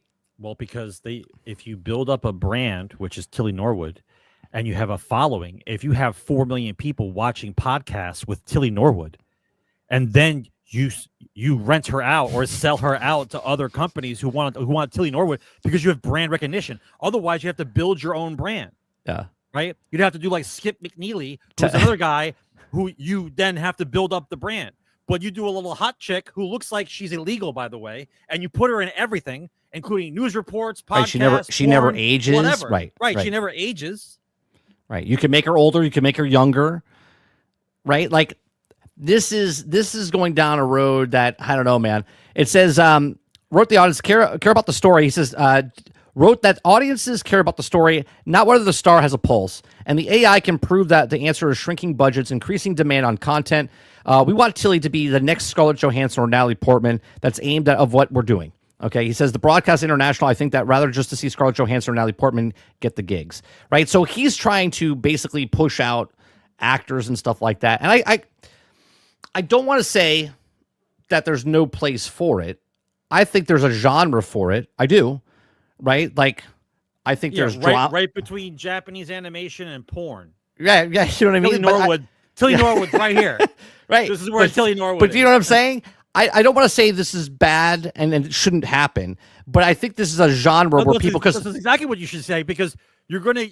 If it works out, bro, you eliminate all actors. No, I get it. You literally... Hollywood's done. OpenAI, the company OpenAI, okay, that everyone that if you want to make a movie, you got to pay your coins or bits or whatever to use the program to make TillyNorwood, right? But OpenAI doesn't need to pay anybody. And OpenAI right now is actually making, this is a completely different story, is making a full-length feature film with OpenAI. Okay, now we've seen the Coca-Cola commercial that was at the Super Bowl this past year. That was all AI generated, right? Now we're seeing this happen. The commercial you just watched, the 2-minute commercial, all AI generated. People are like, oh, it's going to take years. It's going to take years. James Cameron came out with an article talking about how he's not worried because directors and writers, they have like personality where AI doesn't. And I'm thinking to myself, does he understand how AI works? Because the AI just copies, right? He just copies the personality of the person that it's taking from. Yeah. So they don't understand what's happening. James Cameron won't even have to write the next Avatar because Avatar will write itself. James Cameron will be the guy that says, you know what? I saw this and it was all in. So the next Avatar 7, is made all AI generated. I wanted to see where we could push the limits and stuff like that. That's what James Cameron would do, right? He's like, I'm retiring. I'm not doing any more films. Oh, and by the way, I opened my own studio. I'm making Avatar 7 by myself, right? No. What he would say is, I have myself cloned. My AI is taking over. I'm going to retire. All questions asked by the AI. So now it's James Cameron from 30 years ago. It's the actual James Cameron. He does all the interviews, tells you what he's about to make because he is making it himself. He just his AI is making his own movies. This could be, bro. You understand that as soon as this takes hold, right? And I mentioned this to a friend today. As soon as this takes hold, the first thing that these cocksuckers are going to do is going to bring back a dead relative for you to talk to. Oh, 100%. Right? Oh, well, it's going to be this wasn't even part of it. Hold on a second. Dark as fuck. You're going to be able to talk to a dead relative because they're going to bring it back in the ad. They're going to just program all the stuff for it. It's going to be creepy as fuck, dude. Did you see this? It's going to be fucking crazy. Hold on. We can't handle cell phones and social media, dude. Yeah, I watched you talk about this. Stan Lee. It's wrong, bro. It's wrong. Dead relative. Yeah, right? but this is the beginning of it, right? Yeah. No, that's not the beginning of it. The beginning of it was Tupac hologram on stage. So are they bringing him to cons now? They're bringing this booth to there, and it's AI. Okay, it's AI. And he talks to you. They have a person with a microphone. They're like, oh, little Timmy here asks, hey, Stan, what do you think of the next Marvel film? And he's like, oh, thanks, Timmy. Excelsior, right? And he starts talking to the kid. And he's like, I love the X-Men. And it's like, what are we doing? Now, I did bring up a point, though. What's the difference between this and an animatronic on, like, Disney World where, like, Abraham Lincoln is up there speaking to everybody in a speech? You're conflating the Hall of Presidents. But super AI. No, but what I'm saying is when they make animatronics and they can make a person, okay, what's the difference? Because that's the way they'll pitch it. They'll look at this and go, "There's no difference between this." No, I know. And animatronic, and I'm like, well, this is a person that was alive like while we were here, okay, and that you sold. And now you have him, you were shipping him around before he died to all these cons, okay? And now you're putting AI Stan Lee in front of people to make, $20, by the way, $20 to have a conversation with him. You do understand. I'm going to lose my train of thought. I'm so upset right now. You do understand that an animatronic is a thing that they invented to mimic the president because they didn't know who he was, and it's a historical figure, that kind of thing. When you are talking to an AI who's giving back answers and talking to you like a normal person, you're going to have uneducated people grow up thinking that these things are like gods, right? Because they know everything, they answer all questions, and you'll pledge allegiance to them. Like, you understand what I'm talking about? Yeah. It's one thing to have yourself separated because you're an adult, because you understand what the difference between reality and fake is, right? But growing up now, if this is all normal, growing up thinking this shit is real the whole time, by the time you get to our age, they're out of their fucking minds, bro. People become crazy. Yeah, it's a little. We had this conversation. I think Kanye West, when he was married to Kim Kardashian, he got all these files together, right? All these files together, and Kim Kardashian had a conversation with her dead father, right? That was a gift that he gave to her. A cemetery is a place to reflect from people in your past, right? Yeah. You visit a dead relative. Now you're gonna have all virtual dead people in cemeteries. Everyone's talking to their dead relatives. Yeah. And so it sounds like a cocktail party at a goddamn cemetery because everybody's talking to their dead relatives. They have, what are we talking about, the bro? headstones are now plasma television sets or LCD right, and they television just appear, sets. you just talk and they to just them. appear and you talk to them. Yeah. Hey, Dad, how's it going? I here's your kid or here's your grandkid. I just wanted to show you. I just, we're growing up. He's going nice. He's in 12. Instead of just having this we're so cooked, bro. Yeah, it's cooked. bad. So when do you think? No, let's reel it back in because I know we're down into like Blade Runner territory now. How long before they make a feature film? Tomorrow. All AI. They're doing it. OpenAI is doing it. How long? They're making one right now as we speak. They're making a full-length feature film. But it's in the theater. Like you make an AI movie. And OpenAI is making a full-length feature film, all AI. So what? 6 months? A year? Probably a year. I mean, because how long does filming take, bro? Do you need to pay for filming around the world? I mean, it could be next week. I'll be honest with you. I have no idea. Yeah, it's crazy. All right. Well, going from that, we'll let people stew on that to the next thing. I'm not gonna be able to sleep tonight, bro. Okay. The next thing is EA confirms that it will be acquired for $55 billion. Investors included Saudi Arabia, PIF, and I think it's Silver Lining. Is that what it is? Silver. I forget what the third company is called. Anyway, it's an all-cash transaction valued at EA around $55 billion. We'll see acquire 100% of the company. EA stockholders will receive $210 per share in cash, which is a 25% premium exactly on the company's last unaffected share price at 168.32, and then also a premium of its all-time high share price of 179.01. EA says the transition, has been approved by the board of directors. It says it's going to go in the Q1. It says of 2027, but now they're saying that it could go as early as next year, April of 2026. In a recent article, this is earlier in the week. From that, EA could sell off studios, okay, after the Saudi Arabia. And I love this. I hate that articles do this because this doesn't mean anything, right? If I say Jared Kushner, most people don't know who that is because they don't care who that is. But for all the articles that they do Jared Kushner because they're trying to push it towards, well, it's Donald Trump's son-in-law and he's part of the thing. Instead of just, it's a business that's buying this, right? They have to put it, like, you could just tell the company that he works for. You don't have to actually say Kushner. Anyway, EA could sell off the studios after Saudi and Kushner founded $55 billion acquisition, says former Dragon Age producer. It's hard to imagine that you could also have BioWare pivot from having a very progressive messaging to have the reverse. Okay, so a lot of people are worried that BioWare's done, especially after Dragon Age, Veilguard that came out. Yeah, so Mark Daria, a former producer of BioWare, has once more taken to YouTube to voice his opinion on the massive EA buyout, which is also more than fair enough. And given that the guy worked at BioWare for over 20 years, and he has a firsthand that EA company's culture did not only his studio but others. Unfortunately, as he calls it, the whole thing is going to result in more industry layoffs. Of course, I don't need a guy that worked in the industry for 20 years telling me there's layoffs when a company gets bought out, because everyone knows when a company gets bought out, you clear house. Yeah, you clean house. You bring in people that you trust. Why? Why do you bring in people you trust, Sarge?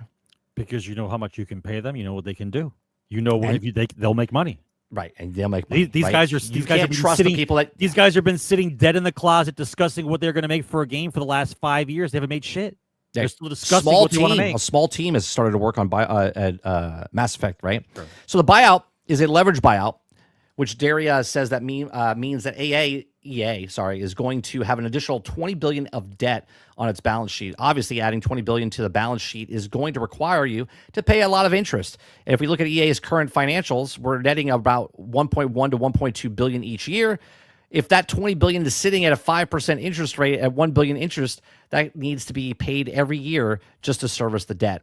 Okay, so Obviously. So either you have to be making games, or you have to get rid of people. Those are the only two ways you make money. You need to be selling more things. So my guess would be is that mobile, they're going to strike hard in mobile, right? I'm sure there's going to be a couple casino type things because you need to get a base of money going.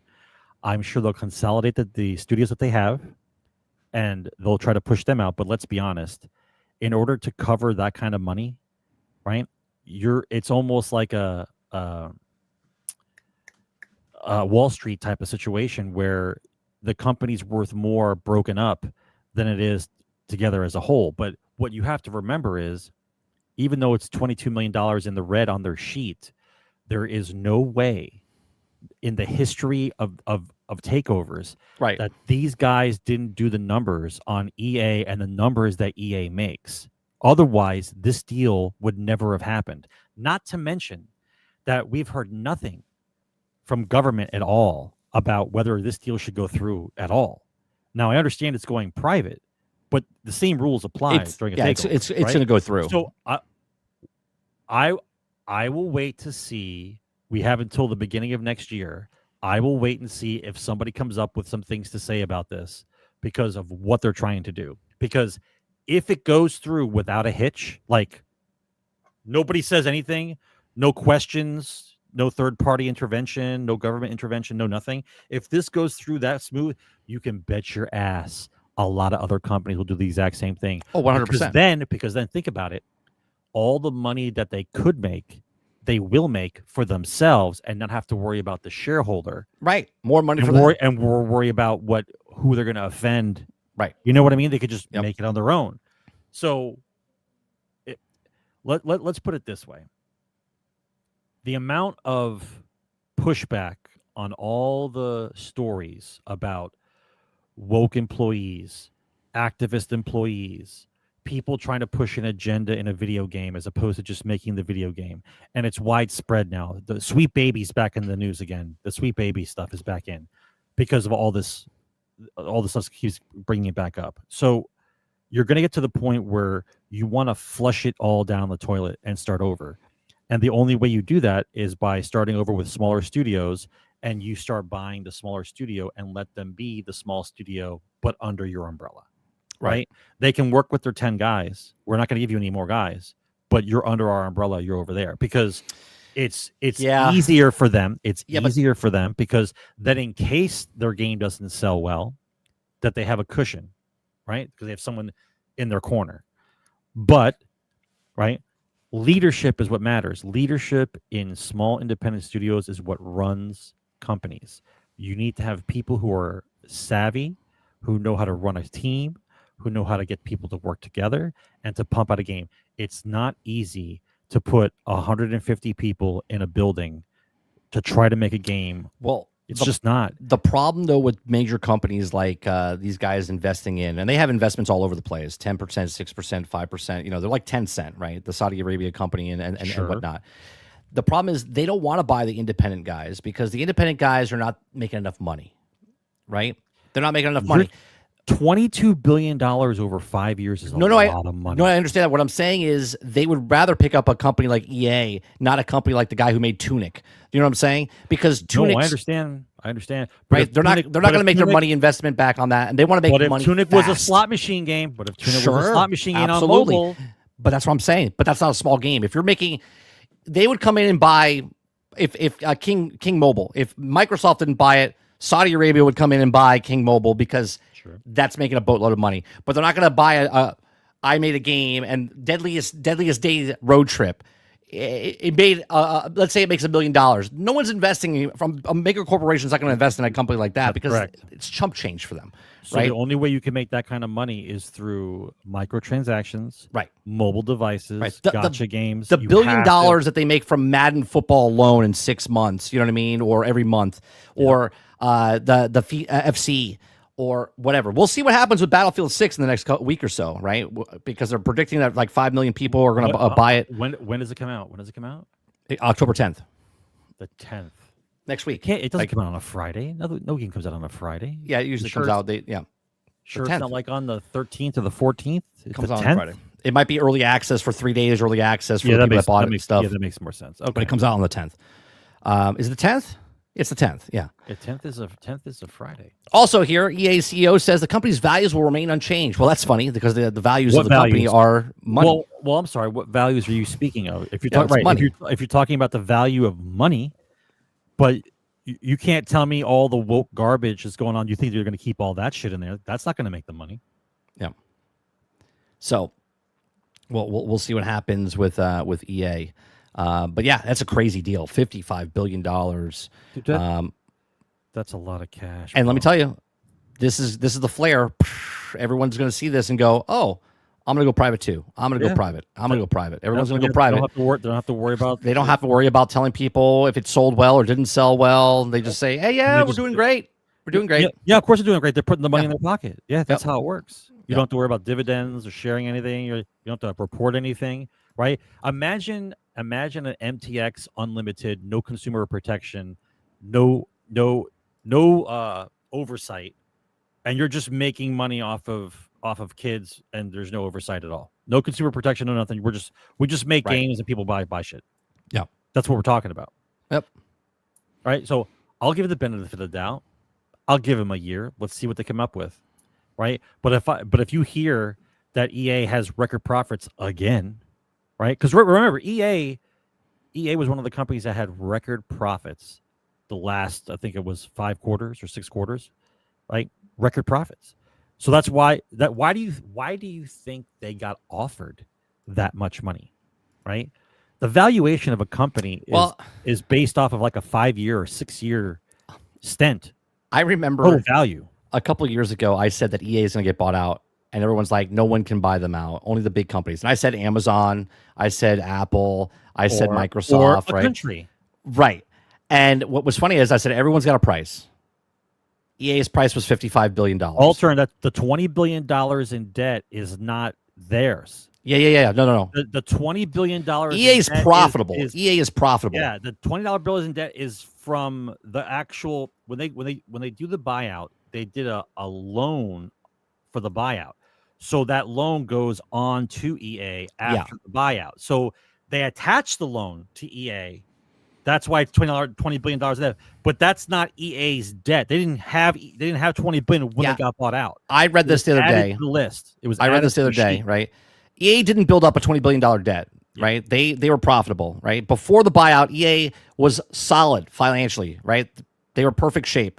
It said acquisition profitable and didn't care a massive long-term debt. During the buyout, to make the $55 billion acquisition possible, the buyers of Saudi Arabia, PIF, Silver Lake, and Infinity Partners are using a leveraged buyout, LBO, structure. This means that part of the purchase price is borrowed money, around $20 billion in loans, and those loans are then pushed into EA's books once the deal closes. Okay, EA becomes a private company owned by the investors group. EA now carries a $20 billion debt, part of the balance sheet, even though it wasn't there before.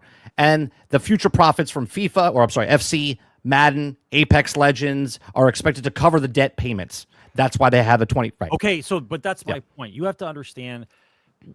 I don't want to use a cheesy line, but like, you're not in Kansas anymore, kids.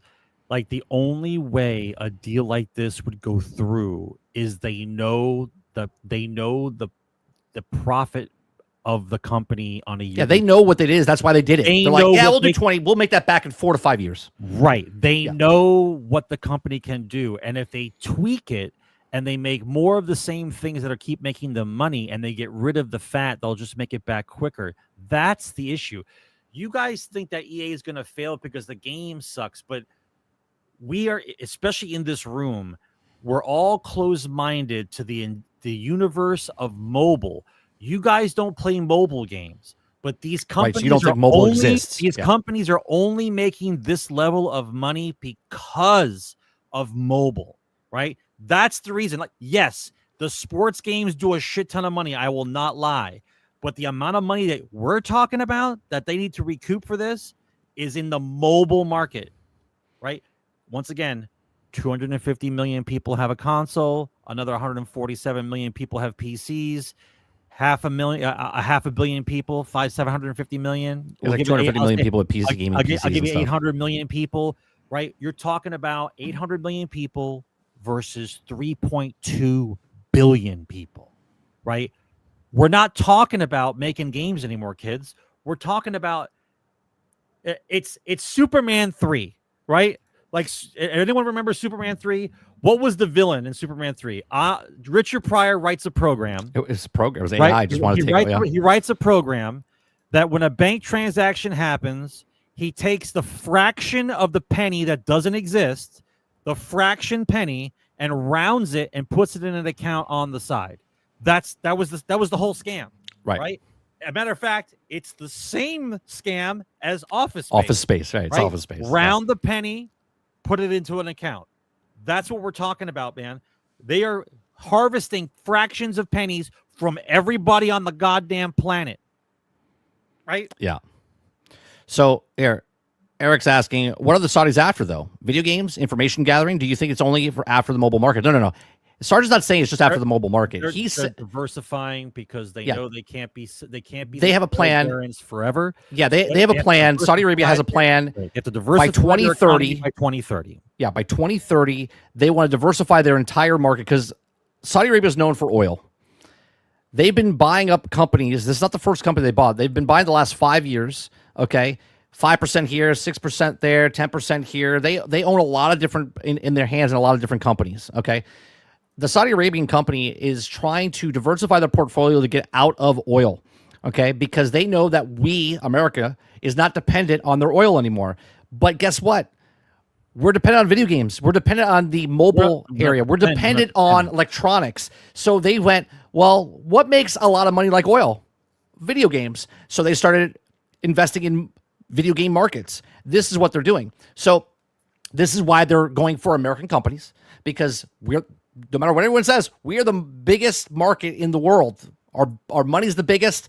We are the most popular. Per capita is high. Per capita is the highest ever. Okay, so this is why they're coming, and this is why they're doing it, right? And again, they don't care. They got the money, sure, right? But do you think they give two shits? $55 billion for a Saudi Arabian company, and they didn't put all the money up, by the way. Okay, it's three separate. It's conglomerate. Yeah. Right. It's a lot of money. But okay. It's like a drop in the bucket. They're like, you ever watch, I said this example earlier this week, Cannonball Run with the Sheik, okay? And he's just like, oh, what do you need, right? And he just throws money at him. Give him a suitcase. Give him another suitcase. They don't care. This is a drop in the bucket. They're like, yeah, long term, whatever. What do you need? $1 trillion? Here you go, right? They're looking for long term. They're looking to diversify the portfolio. And on top of that, they're gathering all the information they need because EA, how many members are part of EA? How many emails, addresses, phone numbers, right, do they have in all of EA between all the game companies and everything that they have? That is the new oil. Data. You and me and Sarge are the new oil. Yeah. That's it. That's what they're doing. Yep. Going on to Battlefield. Okay, Battlefield. A new report from the game business claims that Battlefield 6 has an estimated 1.7 million copies pre-ordered on Steam alone, expected to sell 5 million within the first week. 29% of Call of Duty players who played Battlefield 6 open beta didn't go back to Call of Duty the following month. The majority of them, Steam users, followed by PlayStation players. I don't know where they get this information. Right. The next 2 months are going to say everything we need to know, right? How many people will buy Battlefield? How many people will stay with Battlefield? And once Call of Duty comes out, how many people jump ship and go to Call of Duty, right? I expect, even though Call of Duty, according to them, not to me, according to them, they say Call of Duty is going to be shit. We'll see, but they'll still sell double digits. They will still sell over 10 million copies easy. And it will be the worst ever. The worst ever for... I said 8 to 12 is what they're going to sell. And they'll do like 15 million copies, guaranteed. Right? Yeah, I say 8 to 12 is what they're going to sell. Battlefield, like we talk about this all the time, Battlefield's best day in the sun was 17 million. That was bad. Yeah, no, I say Battlefield's going to sell between 8 and 12 is what I said. I think Krebsy said the exact same thing. We will see. We will see. Okay, so Battlefield 6 reveals one map and more. I just want to go down to this section right here, which is... they have their plans already set out. The game's not out yet, but they already telling you what's happening in the roadmap in the roadmap coming months. So season 1 preview, Sarge, on October 28th, just a couple weeks after the game comes out, after you play the single player campaign, which is not getting very good talking. People are saying 4 studios, all the money they put into this, And the single player campaign doesn't look very good. They said they put like a minimal viable product, basically, is what they're putting out for the. And people are going to say, I know what they're saying. Well, I don't play Battlefield for the single player game. I play for the multiplayer experience. And then they'll go play Portal and stuff, right? Or they'll play Battle Royale. So October 28th, Rogue Ops is coming out. It's got a new map called Blackwell Fields. It's got Striking Point new mode. It's got new vehicle, new weapons. Okay, it's got a rail cover, an LPVO, and more. Coming November 18th, just 3 weeks later, California Resistance comes out. And I believe that's the same map, if I'm not mistaken, as the Battle Royale one. So we'll see what happens when the Battle Royale comes out. Sabotage is the limited time mode. So they have limited time modes inside the game as well. Okay, they have new weapons coming into it as well. Okay, and then the last one's December 9th, which again is like another 3 weeks after that, which is called the Winter Offense Ice Lock Empire State, which is it's a limited time event as well for the holiday season. It's got Ice Lock, which is a limited time event, and an Ice Climbing Axe. So it's a melee weapon. Not a lot of mountains inside Manhattan. So here's yet another thing, right? So now Battlefield is this platform, right? It's got a Battle Royale. It's got Portal. It's got the regular single player mode. It's got the multiplayer mode, and now it's got the live service aspect of it, where every 3 weeks it's coming out with something interesting coming out, which they kind of do already. But I think this is going to be pushed even more. And we were just talking about EA and how they're going to make their money back. Well, here it is, right? Because even if it's a free update or not, maybe you didn't buy Battlefield 6 right when it came out. So maybe October 28th comes out and Blackwell Fields comes out and people are like, oh, that's pretty cool. You might buy it then. Or you might buy it during California Resistance with this new map. Or you might buy it for the Winter Offense when it's on a holiday sale and they're giving 10% off. Right. So this is what they're trying to do. And then once they lock you in, it can give you the skins and whatnot that they're putting in. So there you go. So Battlefield, it's got a bunch of stuff happening, and we're going to see a lot. We're going to talk a lot about it in the next couple weeks because it launches next week. I hate roadmaps so much. Okay, from that, I want to talk about let's go with Microsoft, because Microsoft, we're 9:30. It'll probably take the rest of the show, basically, because we talked about EA, we talked about TillyNorwood, the main, and now let's talk about Xbox. Okay. So Xbox Sarge came out and they announced, and I think we talked about last week, $1,000 handheld device. Okay, $1,000 handheld device. What the hell happened? $1,000 handheld device, and ROG Ally could have been cheaper. It could have been cheaper, but it's not. You know why? Because they know people will pay $1,000, and they don't care if they sold 10 million copies at $1,000. They're happy with if 1 million people buy it at $1,000, and the rest of the people buy the lower end one at $600 or whatever it is, right? So this was the 1-2 and then the uppercut 3-punch, right? So they came out just a couple weeks before this and said, here's the consoles are going up in price. And the reason the consoles are going up in price is because they needed to make these seem a little bit more comparable to it, right? So now they have the ROG Ally, $1,000 and whatnot. Then the second punch came in where all of a sudden they decided to take away the point system from Xbox. So your point system doesn't go up as high. You can't tournament. You can't even use that point system anymore. You're throttled. Right, you're throttled, and you can't use that towards Game Pass anymore. And then the punch directly in the face and then the kick in the nuts is Game Pass itself, which is this right here. But just the Ultimate went up, and nothing else did. Right. So the Essential, they added stuff to it. So if you're in the Essential, they gave you more stuff. 50-plus games, now playable on PC, console, and cloud. They added the cloud, okay, for $10 a month. Unlimited cloud gaming, in-game benefits, including Riot Games, online console multiplayer, and play and earn up to $25 a year, Sarge, to store and rewards. Then number 2 is the Premium, okay, which is 200-plus games, now playable on PC, console, and cloud for $15 a month, okay? Now, if you go back to GXG just years and years ago when we were talking about Microsoft buying Blizzard and Activision, and I said they're going to take Call of Duty and put it in a tier system where you need to pay the top tier. Well, that's exactly what they did. Here we are all these years later, and Call of Duty is only able to be played day and date on Ultimate. Okay, so in Ultimate, 400-plus games playable on PC, console, and cloud for $29.99, which is a 50% increase, right? You get 75-plus day one games a year. I checked how many games came out last year. It was 50. There's 50 games that came out this last year. So they updated that to another 25 on top of that, including Xbox published games day one, Ubisoft Plus Classic and EA Play included, with Fortnite Crew coming in November. Okay. Unlimited cloud gaming and our best quality with the shortest wait times. Okay, they're really pushing that cloud servers now, huh? In-game benefits, including for Riot Games, online console multiplayer, and play and earn up to $100 a year in store rewards. Now, cloud gaming came out of beta on October 1st. Okay, now I've been playing cloud gaming on Xbox for years. Okay, at least almost 5 years. But it hasn't been advertised really, though. No. Yeah, I was in the program and I played it, and I said I've always talked about it openly on here. I was like, yeah, it's pretty good if you have good internet. And when I go on vacation, I come visit you, and I go on play it on play. I've been using the cloud. And I was like, yeah, it's pretty good on some games. It's shitty on the other. Well, now they're saying that the cloud gaming is, well, this is the best it's going to be, and then whatever. It's well, not the best it's going to be. This is the worst it's going to be at this point, and it's going to get better as it goes. Okay, so they're pushing that the more games, but a lot of people are like, what the fuck, right? $30 a month, and here's what I think is happening, Sarge. I think they wanted to do 25 and then 30, but 25 was supposed to happen now, and then 30 was supposed to happen next year. But they said, you know what? Let's just skip 25 and go to 30. So I don't think we see another height increase until after like next year. Well, so 2026. Depending on what the pushback's going to be, they might not even do 30 now. I know, but what I'm saying is I don't see it going past 30 until 2027, right? But that's the problem, right? It's $30 now.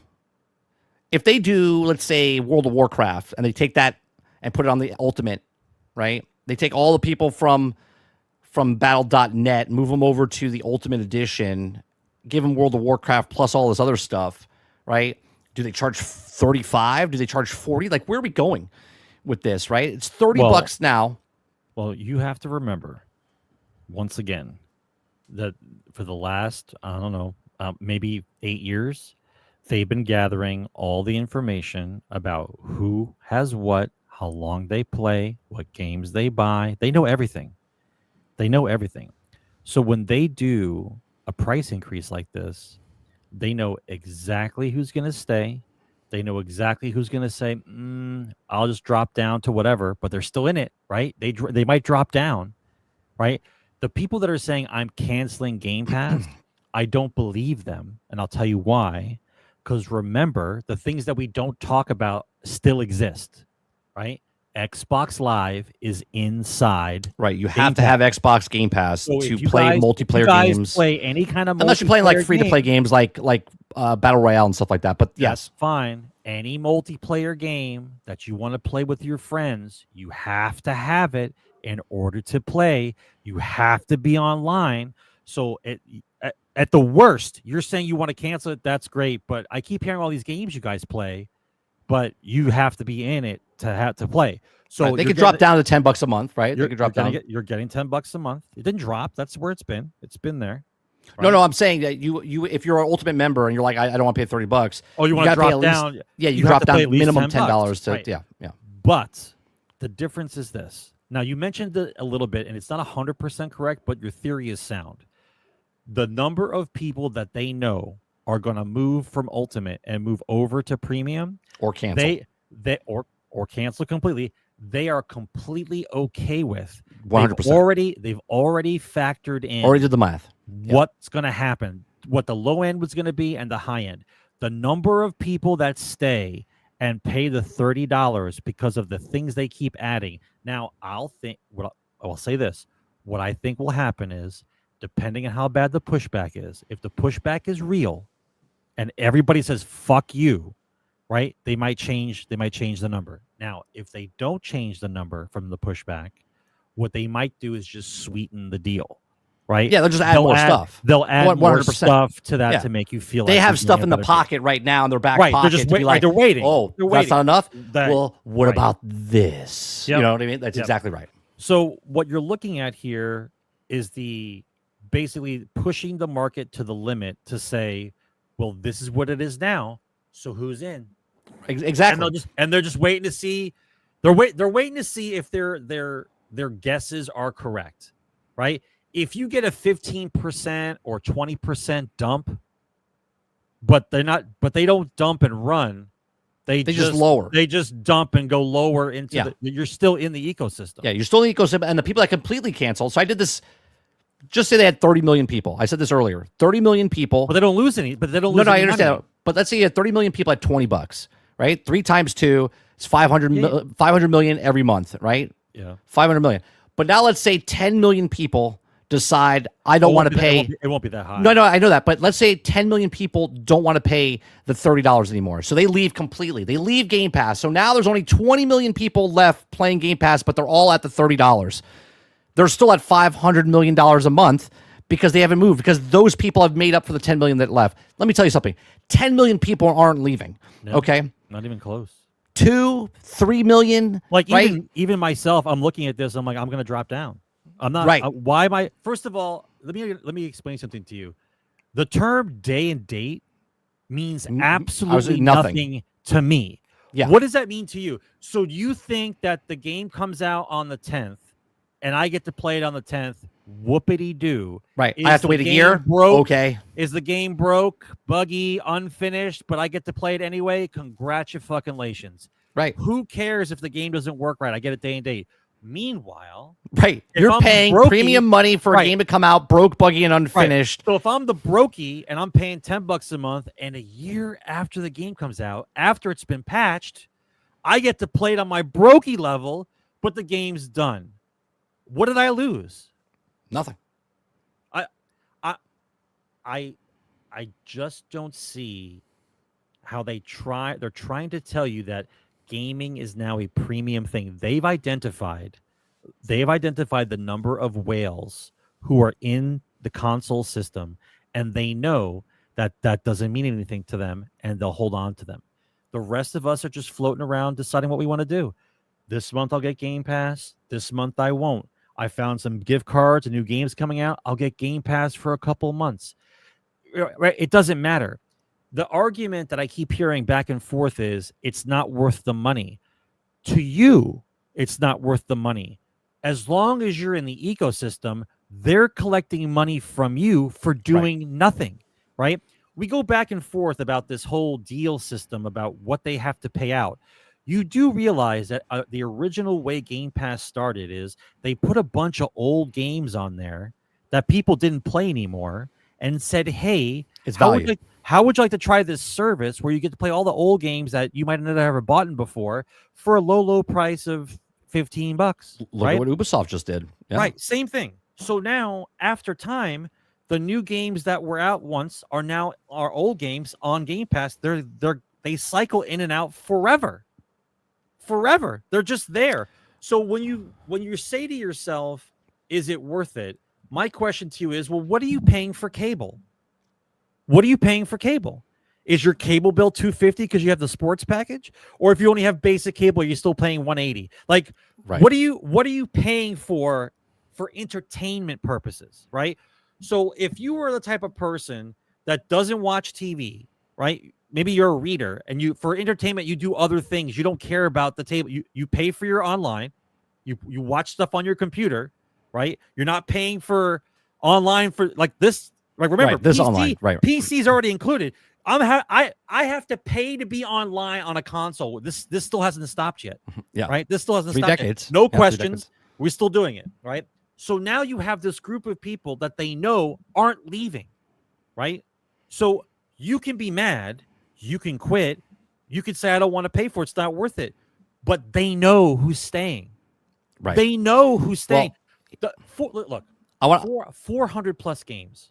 How excited are you about that? Well, it's funny because we went through a list earlier, right? Because Ubisoft Plus added all their games. I listened to your show earlier today. You talking about the 14 games that no one wants to play? No, they put like 50 games from Assassin's Creed, Skull and Bones, and all that stuff. Most of the games they put on there, I already physically own. Okay, from over the years. Well, this batch, you got lucky. This batch. Yeah, I understand that. I looked at it and went, "There's not one game I'm interested in that they added because I don't care." Right? That's me personally, right? This line right here, new Xbox published games within a year of launch. Now, you don't, if you're on the essential or premium, okay, you don't get, like, let's say Fable comes out. Fable comes out, and it's only on the ultimate tier, right? Day and date for the brand new Xbox games. And a but it year says- later, yeah, it'll new be on the no, it says- premium one. Yeah, but look, it says new Xbox published games within a year of launch. Within a year, meaning if it comes out and it bombs and they don't get enough people playing the game, guess what? Essential, it goes over to Essential faster because they're like, oh well, it didn't sell a lot. A lot of Ultimate people didn't play it. Okay, because right now you look at Starfield, only had 2 million, 3 million people play it on whatever, right? Indiana Jones had 4 million people play it, or whatever it is, right? That's what that means. This is the buffer zone. The premium zone is, let's put on Ultimate, let's see how many people are interested in it, that people got Ultimate to play the day and date. And if it doesn't work out, 3 months later we could put it on, 6 months later we could put it on. You know, it all depends on what game But it's not that they're putting it on.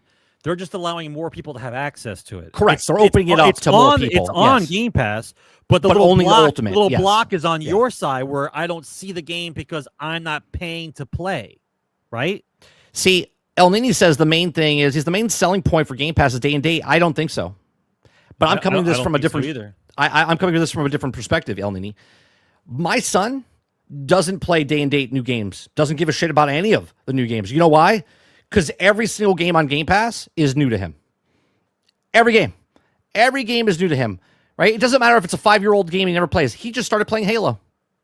First time, brand new, right? He started playing other games. He's playing Anthem. Anthem came out 7 years ago, okay? He's playing it for the first time. It doesn't matter that it's day and date. Day and date matters for people that got to keep up with the Joneses, got to be the next thing, watch all of these podcasts, talk about all the other things. That's the main selling point for those people. But for everybody else, the main selling point is a shit ton of games to play.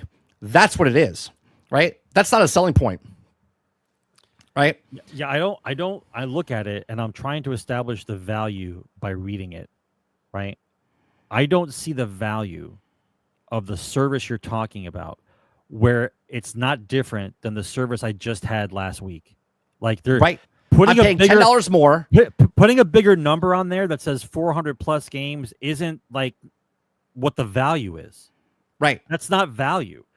Well, giving me what about if you don't play Ubisoft Plus? What about if you're not interested in EA? What about if you don't play Fortnite? What do? None of the things that they added are value. No Right, that's what I'm value saying. is There's given no- to a there's lot of not people. Actual value there. Now, to use day and date as value, well, we were already being told that stuff was day and date prior to them raising the price. Remember, Right. like a game would come out from Xbox and it would be day and date, and I wasn't paying extra for it. It's just because I'm in I'm in there with you. Like I have the service, so I get day and date. So now they put it in this box, put a bow on it, and said, well, now there's 400 games, and now you're going to get a day and date. And I'm like, I was already. Yeah, there's already 400 I was games. already getting day and date. Yeah. Like it might have been 400 games, but you didn't have it in 400 games all. Do you remember the story about Steam? Like there were so many games on Steam. Yeah, that 19,000 games. You get lost in the shuffle. You don't care. So what is a bigger number going to mean to me? I don't. I'm trying to be objective about this. I'm not trying to set the world on fire here, but I'm looking at that and I'm like, I don't see the value that you guys are talking about. What I do see is you milking the people that want to be there because they don't care. But that's what companies do. Look at PlayStation. I'm look at Nintendo. aware. The Nintendo, PlayStation, Xbox all do the exact same thing. I'm they aware. They keep milking the same people that are diehard fans, Yeah. right? And you don't say no. Nope, because And they you know they'll don't pay say it. no. Right. Right. Well, I look at this. I look at this, and the only reason I would keep this, but I realized I talked about this earlier. The Fortnite crew, I was like, oh, that's good because I said the story of my son. I was like, I might get him the crew, but I can't link. I can't link my account to his account because then it would screw up my Epic account. Okay, so now I have to either move my Game Pass over to him or buy two. So then I go down to $10 a month, and then he goes up to and I'm paying 40. Right. Or I pay 40 where I keep my Game Pass, and then I just buy the crew for him over on Epic. Yeah, I want to see what the stance is for actual gamers who are in Game Pass. I think what they're looking at is I don't think their numbers have grown. I think they were probably close to the top of what people were going to be in Game Pass or not be in Game Pass for the current number of people who have the console. And I think because of that, and they realized there was no more growth in actual people coming into the system, that the only logical thing would be is to raise the price of the people that are actually still there in order to make more money. Right? Because you have to be growing one way or the other. So either you're growing by number or you're growing by price. Right? And I don't think that anybody else was coming in because the market's saturated. The Correct. people who have Xboxes So when have it's Xbox. saturated, you raise the price on the people that are already paying the stuff. That's correct. So it's business 101. I don't know though if this will be sustainable for them, because I don't know if people's mentality of having to play games because that's what you have to do. Like some people have the sports package for their cable bill, right? I have to have it. Same thing. I get it. It's same mentality. But do you actually believe the people with the same mentality of the sports package that they're paying for, you think $30 is a big deal to them? Right. See, I don't think so. No. I don't think $30 a month for gaming is a big deal for the guy who's paying for the sports package for his cable bill. If you're a person that only said day and date is the big thing, $30 you're not complaining about because $30 is still well worth it. Because if you're a person that gets day and date for all the games, right? Well, that's 5 games a year. Okay, 5 games at $70 is $350. You're paying $10 more for Game Pass for the entire year, $360, and you're getting way more than 5 games a year. Okay, right. That's how you have to finagle the value for yourself, though. So if I was a person that bought multiple games a year, like I'm religious about it, like yeah, I'm you bought day and date games. Every game that came out, you got. If I buy 5 or 6 games a year because I'm that kind of person, then to me, when I look at Game Pass, I'm like, yeah, sure, yeah. But for my problem is the games I'm interested in 5. Yeah, yeah, but the division is how they speak to us. Like we want the whales. The whales are going to be there. The rest of you, that's why they change the words, right, to make you feel better, right? They change the words on essential and premium, right? Essential means you have to have it. Yeah, right? You have to have it. You have to have it. It's right? essential. And premium makes you feel better because I didn't get the brokey version. I got the Right. middle one. Right. Right. And the middle one's price didn't change. Oh, Ultimate. Right. The middle one didn't. The middle price didn't change, so I could just scoot over. It doesn't really matter, right? And they don't even talk about the PC Game Pass raised up to $16. $3, right? It was like 13. Yeah, I think it was $5. It's $5. It went up. It went from 11, 12 to 16, 17 or whatever it is. Yep. Right. Which is still a good deal. Right. I mean, a deal. I don't know. But that's just it, though. I understand what they're trying to do, and what we're going to see now is if they stay the course. You would see. I think that the only way that this works for us, the gamer, is if people cancel completely. Like you cancel and you're out completely, right? You don't care, you're out, as opposed to you just scooching down. Because if you scooch down, there's no loss. To them, there's no loss because you're still there. You're still in the ecosystem. They know who's staying at Ultimate. Look, a lot of people, I've talked about this and no one else talks about this. So many people that just cancel Game Pass, they think mentality-wise, they played Game Pass, so they don't know what they own or what they don't own. It's a blurred line, okay? Right, because it's been too long. It's been too long. So let's say they played Minecraft Dungeons. They didn't buy Minecraft Dungeons. They just played Minecraft Dungeons, but they bought all the DLC for Minecraft Dungeons, right? Right. Then they played Indiana Jones, and they bought the DLC for Indiana Jones. They played Starfield and bought the DLC for Starfield. All of these things that they've done, right? Forza, they bought. So now Game Pass, they go, you know what? Fuck you, I'm canceling. Right. So they cancel. Then they're like, turn on their Xbox, and they're like, I'm going to play Forza. And they go, sorry, you don't own Forza. So now you're like, well, I got to pay $20 now for Forza. It's 5 years old. I'm paying $20. So now, okay, I got $20 there. Oh, I want to play Minecraft Dungeons. Oh, I can't play Minecraft Dungeons because I have the DLC, but I don't own the thing, right? So now I got to buy Minecraft Dungeons, right? So you start looking down the line of this. Oh, and you can't play Minecraft with your friend. Because you can't play multiplayer because you can't play multiplayer. You can only play local. You can't play multiplayer online. That's correct. And I can't play Forza with anybody because then I have to get the $10 version. Correct. Right. So you're like, fuck. So then you're like, I gotta go. All right, well, maybe I'll go with the basic of $10, right? So you're paying less, but you're dependent on that stuff now, right? So then you have to decide, all right, well, I'm out of Xbox, but I own all these games. Well, guess what? You have no access to it anymore because you're in the ecosystem. What you own and what you don't own, right? Because you got rid of the ecosystem. Yeah, you're in the ecosystem. So now you have to decide, well, do I switch to PlayStation and buy all these games over again? Do I go to Steam and buy all these games over again? Or do I just pay the $10? Or do I pay $10? Right. Right. So all the fuck yous doesn't matter because you have to be in there eventually to play anything multiplayer. Right. Right. Right. And for me, if I cancel it, I'm like, whatever. If I cancel it, my son goes, well, I can't play anything anymore. Right. Right. But I fall into this category. I've been playing Game Pass for so long, I don't remember what I own and don't Exactly. own. So I had to because go through, you just get digital stuff. You don't know if it's from Game Pass or if you bought it digitally. It says owned or whatever, but you can play. It says play. I have to go through and see what I own. I have to go through the owned. I gotta go through the owned. A lot of people are going to go through this. Oh yeah, it'll be a fuck you, and then a month later it'll be like I gotta. I'm back. I'm back. I gotta get. You have to justify it to yourself now. You're like, well, it's not. It's actually not that bad. But in actuality, all they did was they put everybody into like a little sifter, and they went like this. And all the people that didn't care, don't want to pay that much money, fell out. And all the guys that were going to pay the money anyway, they have them in a little box. They got them all already. Doesn't matter. It. Right? GameStop out here taking shots. GameStop, by the way, who should have been dead 7 years ago, comes out and says, GameStop says it will continue to sell the Xbox Game Pass Ultimate for $20 a month despite new price hike. So I don't understand this part of it. I don't understand. They have the cards. Yeah, but the card entitles you to a month. Yeah, 1 month of $20. But I think I don't think that's going to work. It's going to tell you it's 100%. worth. How does that work? You pay $20. It has a code. Yeah. It says Ultimate Game Pass. So that card's known as Ultimate Game Pass. So you can take that card. People stack all the time, right? So now there's millions of cards at Best Buy, Target, Walmart, GameStop. Running to the stores right now to buy up. Grab all the cards you can get. They sell them on Amazon right now. Okay, $20. You get a 3-pack right now, 3 months for $60 on Amazon right now. Okay, digital code. You're already saving $30. Yeah, you're saving $30 right there. Okay. Xbox knows this. Microsoft knows this. That's old stock. Well, guess what? That's how you get rid of the old stock. Yeah, they got to sell it to you. That's how you get rid of the old stock. Yeah, you're going to get rid of the old stock. Yeah.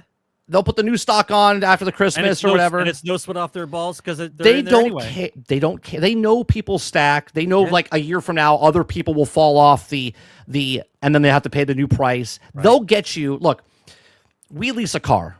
Okay, we've leased cars all the time. Okay, this car that we have now, we got a stupid deal on it. Like they're trying to get us now for 4 times the amount that we're paying for now. We're not going to do it. Okay, but they got us down the line, right? We've had them for 7 years. We got them for 7 years, but now we have to turn this one in, and they're like, "Well, if you want the next one, it's going to cost you this." And we're like, "That's all right. We'll go somewhere else." Okay, but if we stay with them, they got us, and this is what happens: Xbox, Sony, Nintendo. At some point down the line, they will get you. Well, it's because you got used to what the new normal is for you. This is my normal. Right? Correct. You were taught to do this now. I've been doing this now for years. This is what you do. Right? Yep. So you try to leave. You can say whatever you want. You want to try to leave, but in actuality, all you're really doing is moving down on the list. Right. right. That's all you're doing. And they don't. And by the way, they don't care. They don't care because once again, they've put us in a position where you don't have a choice. Right. Eventually there won't be any hard copies at all. My question is, how does it not become a monopoly? At what point does an outside entity come in and say, okay, you guys are doing well, we understand that, we don't want to step on the free market, but you guys are selling video games, but the only place they can buy the video games is from you. So you get to charge whatever you want. Right. This is why I had this conversation with you about a month ago about the CD key thing again, about this other company that sells keys to games that you can play. You know what I'm talking about? Yeah. Right. I remember. So my question is that business just there? And I'm not trying to be negative about this, but is that business just there just so they don't get called out as being a monopoly? Like it's something that they allow? It's something that they allow because otherwise it doesn't make sense to me. How can I buy a game from the CD key guys for $25 when the game's being sold by everybody else for $80 or $75? Well, it's the same way when the marketing team gives out free codes. Yeah, but it's marketing. They let it out for people to advertise for them. No, I know, but do you understand what I'm saying? They lose money on that. They're losing money by giving codes out. No, what I'm saying is you're not paying for that copy, so they just write it off, right?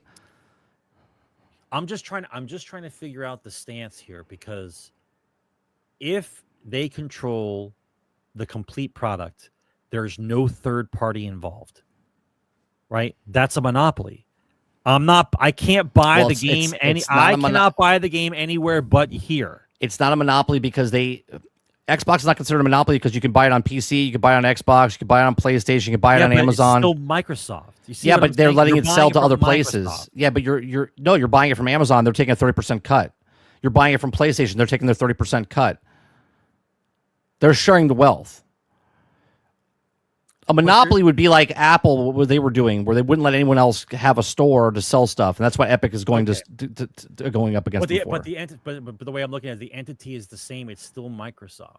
They're the only they're the only ones selling it. They're selling it, but they're selling it, and they're sharing the wealth to other people to make money off of it. I want to see if some lawsuits. EA's got a monopoly on NFL. Yes. Right. So real quick, guys, if you have a question, we're going to do Q&A. Put a question or a Q in the chat. We'll mark it, and then you can ask your question. Real quick, I'm going to go over a couple stories here. Ubisoft, Tencent-backed subsidiary started operation today, which is the first day of October, which is the same day that Xbox decided to announce the new GamePass things, which is the new thing where they took all their games of Ubisoft Plus Classic, right, and they put it on there, okay? Just coincidentally, right? On top of that, I talked about this a little earlier today, which is introducing all new Amazon Luna. Luna's been around since 2022, 3 years. No one talks about this. All of a sudden, they come out with their cloud. The same time, the same day as Xbox announcing that they're out of cloud beta, right? It's just weird. It's just weird how this works, Sarge, because, so Luna comes out and they have a new service, right? They're on the market now. Basically, they have more Game Pass members than they do, okay? That's correct. They have more people using Amazon Luna, potentially, than people using Game Pass on Xbox, okay? What they're doing here with their cloud service, Sarge, is that they're putting in board games, right? They're putting board games, family night, set up in front of the television set, use your cell phones.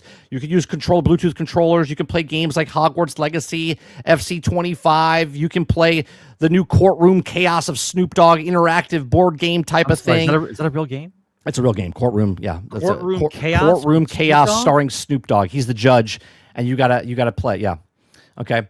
They got Clue. They got Flappy Golf. They got Dead Island 2, Ticket to Ride, Exploding Kittens 2, Dave the Diver, Kingdom Come Deliverance, Borderlands 3. So you can play real games on your television set through the cloud. Remember, kids. I predicted it. Nobody else. 3 years ago, I said, or 2 years ago, I said. 6 to 7 years, maybe it was a year and a half ago when I was on Lono's podcast and everyone laughed at me and said, this guy's out of his fucking mind. This is great. Right? Kiss my ass. Cloud gaming's coming faster than you think it is. Okay? Kiss my ass. Kiss his ass. Kiss my ass. Kiss his ass. Kiss his ass. Yeah, right. Happy Hanukkah. Right? A number that they say here really that made me laugh about this, okay, is gaming is one of the most powerful culture forces in the world with more than 3 billion people playing across the globe. And when we looked at the closer, you do realize that only about 300 million people own a console, okay, exactly, out of 3 billion. Okay, and around 250 million own the gaming-ready PCs. That's only 550 million people out of 3 billion. I was close. This is why Microsoft bought Activision Blizzard and why they went mobile and stuff, because there's 2.5 billion other people that have a mobile device that they can potentially make money off of. And if they get 1% of that, they're making billions and trillions of dollars. Okay, so Amazon, here they are. They're like, hey, everyone pays for Prime. We have Luna. You have it too. You can play our games. Check it out, right? So they're in the market now, right? And this is exactly what Phil Spencer said years ago, where he said, we're not worried about PlayStation or Nintendo. We're worried about Google, Amazon, and Apple. And here you are, because they came out with this, and they potentially have the exact same clientele as Microsoft does in the cloud gaming space, right? And they're competing in the same space. And it's not just because everyone's looking at this like, who gives a shit about board games, right? Remember, the product is you. The product's not the video game. So if I put a board game onto your Luna and you guys play Luna, the ads are running. We're all watching the ads. So they already have your information. They already know what you like. They already know what you like, right? Yep. So it's basically a self-fulfilling prophecy at that point, right? We already know the client. We already know what they watch. So now we're going to play games, sell them stuff through the game, right? And put advertisements on. Eric Jones says, so if I have Prime, I have Luna. Yes, you have a certain tier of Luna. If you want the premium, then you have to pay extra for the premium. But yes, you have Luna. It's part of Prime. Real quick, Dungeons and Dragons project canceled by Payday developer. Sad. We have Avalanche Studios closed office, lays off staff after contraband cancellation. Sad. We have Dune Awakening developer hit with layoffs. No shit. Okay, because I mean it's only been around 3 months, July, August, September, and here we are, layoffs. Click. We have Call of Duty Black Ops beta doesn't appear to be off to a great start. It didn't start yet. Okay. Apparently, Black Ops 7 already has hackers in the game. Beta.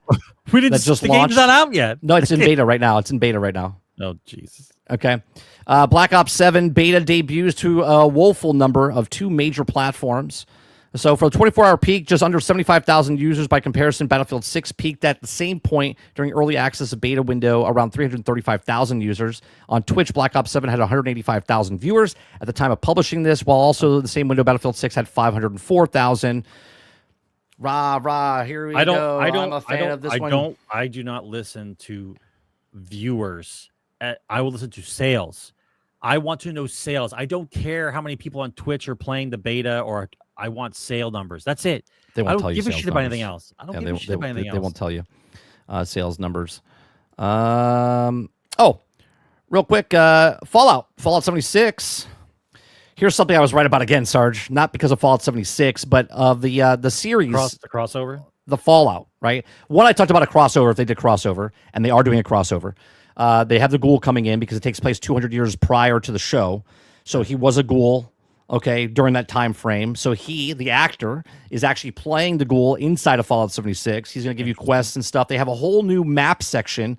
Do I have that? Yeah, so right here, I think they show... I don't know if they show the map section here. I think oh, here it is. Here it is. So this map here is the left side of the map of Fallout 76. They put a whole new section over here. I don't know how big it is, but that's the map. So there's a whole new faction, new story, all new gameplay and stuff like that. So I said that Fallout 76, when it came out last year and a half ago, when Fallout the show came out, I said I think it was stupid of them to release the whole show in one dump. Okay, right. I said it just didn't build up the hype. People loved the show, but the hype was done. People were still playing Fallout 76 and all the other Fallout games and so on and so forth, but the hype was gone. And I said this is the biggest mistake they made. They should have done week by week. Well, Fallout the show, the series, comes out on December 17th, the same day as this DLC, cross-platform or cross-promotion, right? New DLC comes out, show comes out, and they're doing week by week. Oh, so week by week. Yeah, every Wednesday they're going to drop a new episode because that would make sense. Because now, if you have Amazon and you pay for 1 month and there's 8 episodes, you would have to pay for 2 months minimum, unless they do it halfway through the month. So you have to pay for, let's say, December, right? Which they are, because December 17th is when it's coming out. So the first 2 episodes air in December. Then the next 4 episodes air in January. So and the last 2 episodes pay in February. Yeah. So now you have 8 weeks, 3 months of pay of Amazon Prime, right? Yep. So there you go. So that's the smart way to do it for business sense. That's the smart way to build up hype. People talking every week. You don't get people ruining the goddamn show by posting because someone's unemployed and has no life. They watch the whole series, post it on Twitter, tell you the whole ending, and everyone's like, what the fuck, man? Right? So now, if you want to binge watch it, you can binge watch it in February, after the whole series comes out, right? And they're doing a crossover with the actual game itself, but not a crossover like Defiance did, where the show took place in Missouri and then San Francisco, and they were like, oh, he was on the show, now he's on the thing. This is 200 years prior. He's just in there. It's more of a nod type of stuff of, oh, that's the ghoul from the show. I want to watch the show. I want to see what happened, type of stuff. So they connect it, and that's a smart way to do it, in my opinion. So, and we'll be playing that again. Well, at least I'll be playing Fallout 76 when that comes out. Mr. Luke and I will probably be playing that as well. Yeah, I'm out. I refuse to play Fallout 76. Someone gifted it to you. Tweak gifted it to you, and you still refused. You didn't even pay for it, which is fine. I'm not playing Cyberpunk. We went through this conversation. I can't find it in there. It's not there anymore. Oh, I forgot to do that for you last time I was there. Yeah. All right. So that's the stories that we didn't have time for, and we just kind of glance over them. If you guys have a question, put a Q in front of your chat, and we'll... and by the way, Fallout 76 is called the Burning Springs. which comes out December 17th. All right, let's go over to the Q&A. Let's do the intro.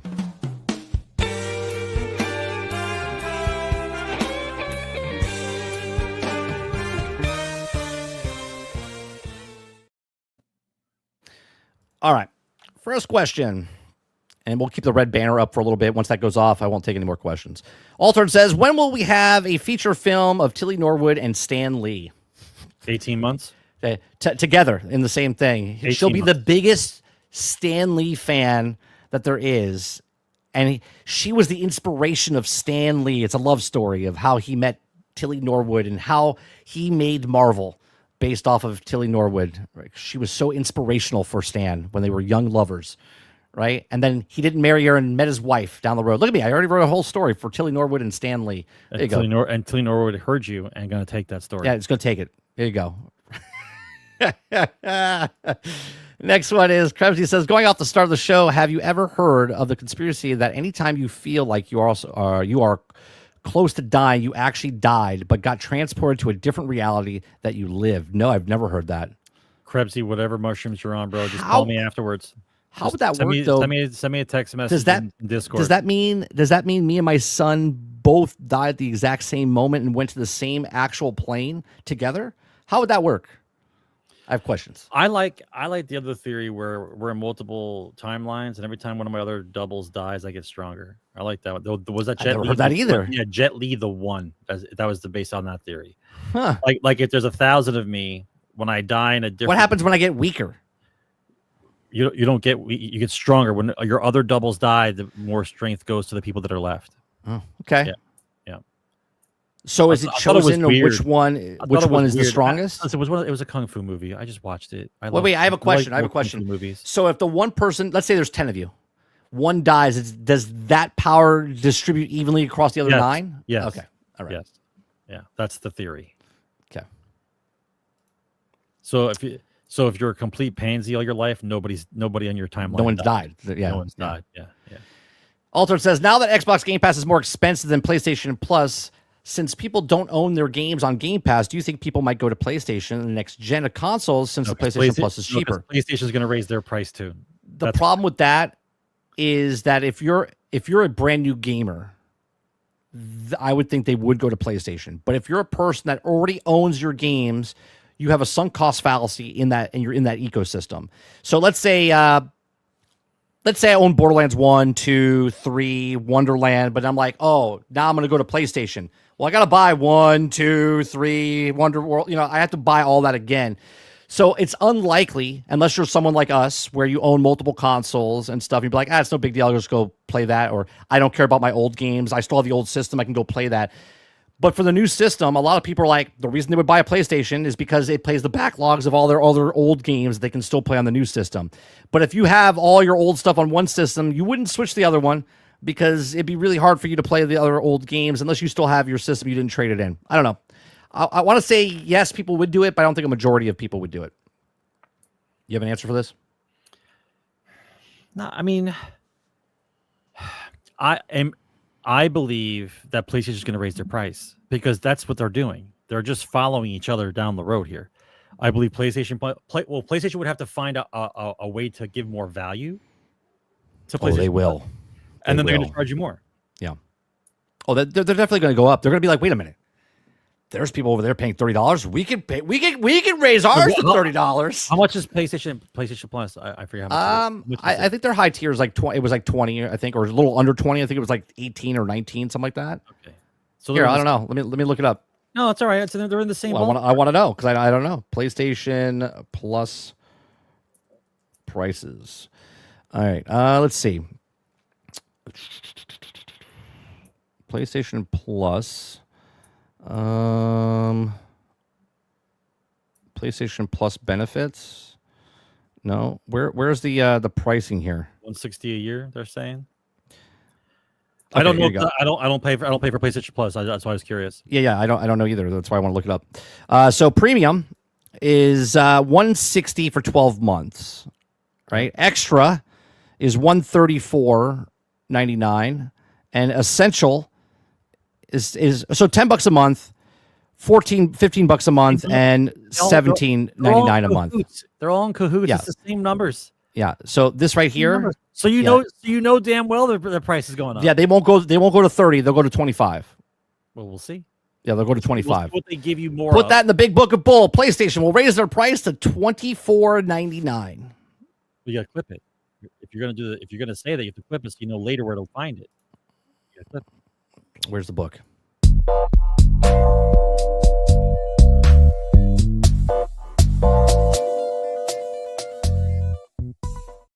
Now you can PlayStation is going to raise their price to $24.99 because right now they're at $7 for their premium price. They're at $17.99, which Xbox was at $19.99. What I want to know is why are they writing this shit backwards? Why is this written like an Eastern language? Why because is they want the top one first and the basic one's on the right? Why is that? Because they want you to get premium. You read left to right. I know they want to show you. They want, but the Xbox one starts small, goes big. This one starts big and goes small. Why? Because they know that PlayStation guys will stop at the premium. Well, they won't look any. They won't look. They won't go any further. They're like premium. It is. That's it. They don't care about the essential because they have the money, Sarge. They just spend it. But don't you find it?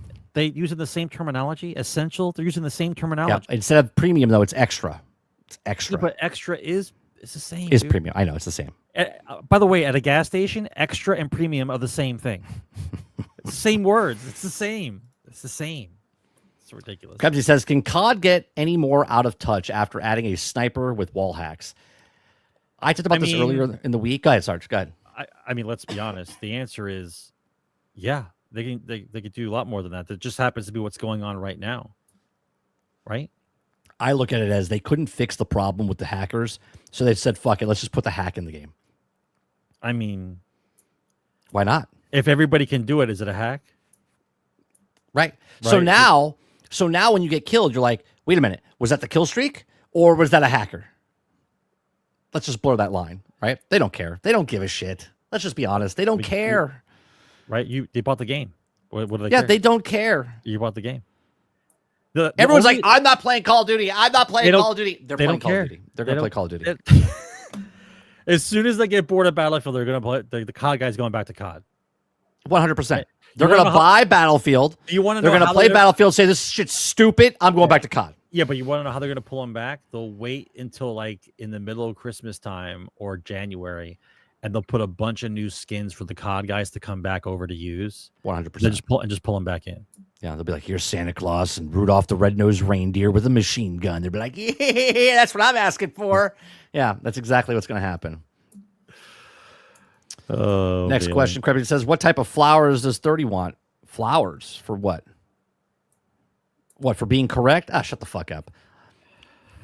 Is that why you're giving me flowers because I was correct on stuff? Is that what you're saying? No, you get a cookie for being right. You don't get flowers. Krebsy says, what company value do we think Andrew Wilson is talking about when he says company value will remain? We already said it. Money. That's the value. The value of money.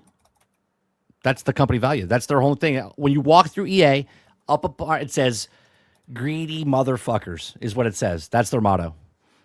We believe in greed. That's their motto. Unchanged. It's unchanged. We still believe in greed. Yeah, 100%. But now they realize, okay, so to some of us, it looks like they're just being more greedy. But in reality, they've been studying us for almost a decade.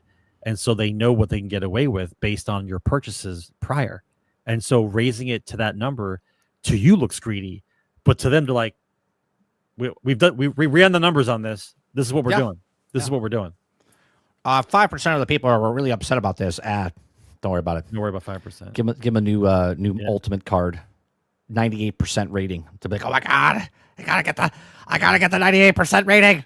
The only way things change is by you not giving them money. That's the only way it changes. Everything else doesn't matter. You bitching about it, you taunting somebody, you're all talking about like the people who say they're gonna leave America because Trump was a president. They're still here. Like they're still here. Like you just keep talking shit. So if you really want to make a difference in the gaming industry, you have to not buy the product. Yeah. Like cold turkey, like stop smoking. You gotta I'm out of here. I'm canceling my stuff. Make sure you hit the shares, like, and subscribe. All right, then you're still here. Like you have to not buy. Yeah. Like if you can have self-control, you're not going to buy anything for a year. If everybody just stopped buying, shit would change immediately. Did you hear me say, guys, when they went up to $30, I was like, I was like, I might I don't know. cancel. I was Even like, you thought about it. Yeah, Even I was you like, thought about it. because I've said in the past, I was like, 25 is my limit. 30, I would have to think about it, and I have to think about it. I don't know. I'm paid up till February. Oh, so so you're under contract? Could you buy a year and out? Did you buy a year out? I bought cards a while ago, so I went out, which I'll do the same thing. Like this weekend, like tomorrow I'm off, right? So I'm up for cards. I'm gonna go look for cards, and if I can get them for $20 and I can pay another year out, why not? I'm not paying $30. I'm paying $20. That's a good point. See if you can find me some cards. Okay. I got to think about this. Otherwise, I only have a month to think about it. Yeah. I mean, I use it. Me, I don't use it, but my household uses it. Kid uses it. Yeah. If I was a bachelor and I didn't have anybody, I'd be like, no, I'm out because I can't. But my kid plays games, right? I'm not just thinking about myself. I'm thinking about the person. And here's the worst part. He's on the S. He's got no disk drive. There's no disk drive. Right. The game's on the thing. But he does have a 1 terabyte hard drive. Thanks, Uncle Jim. Yeah, exactly. So he can hold more shit. That's right.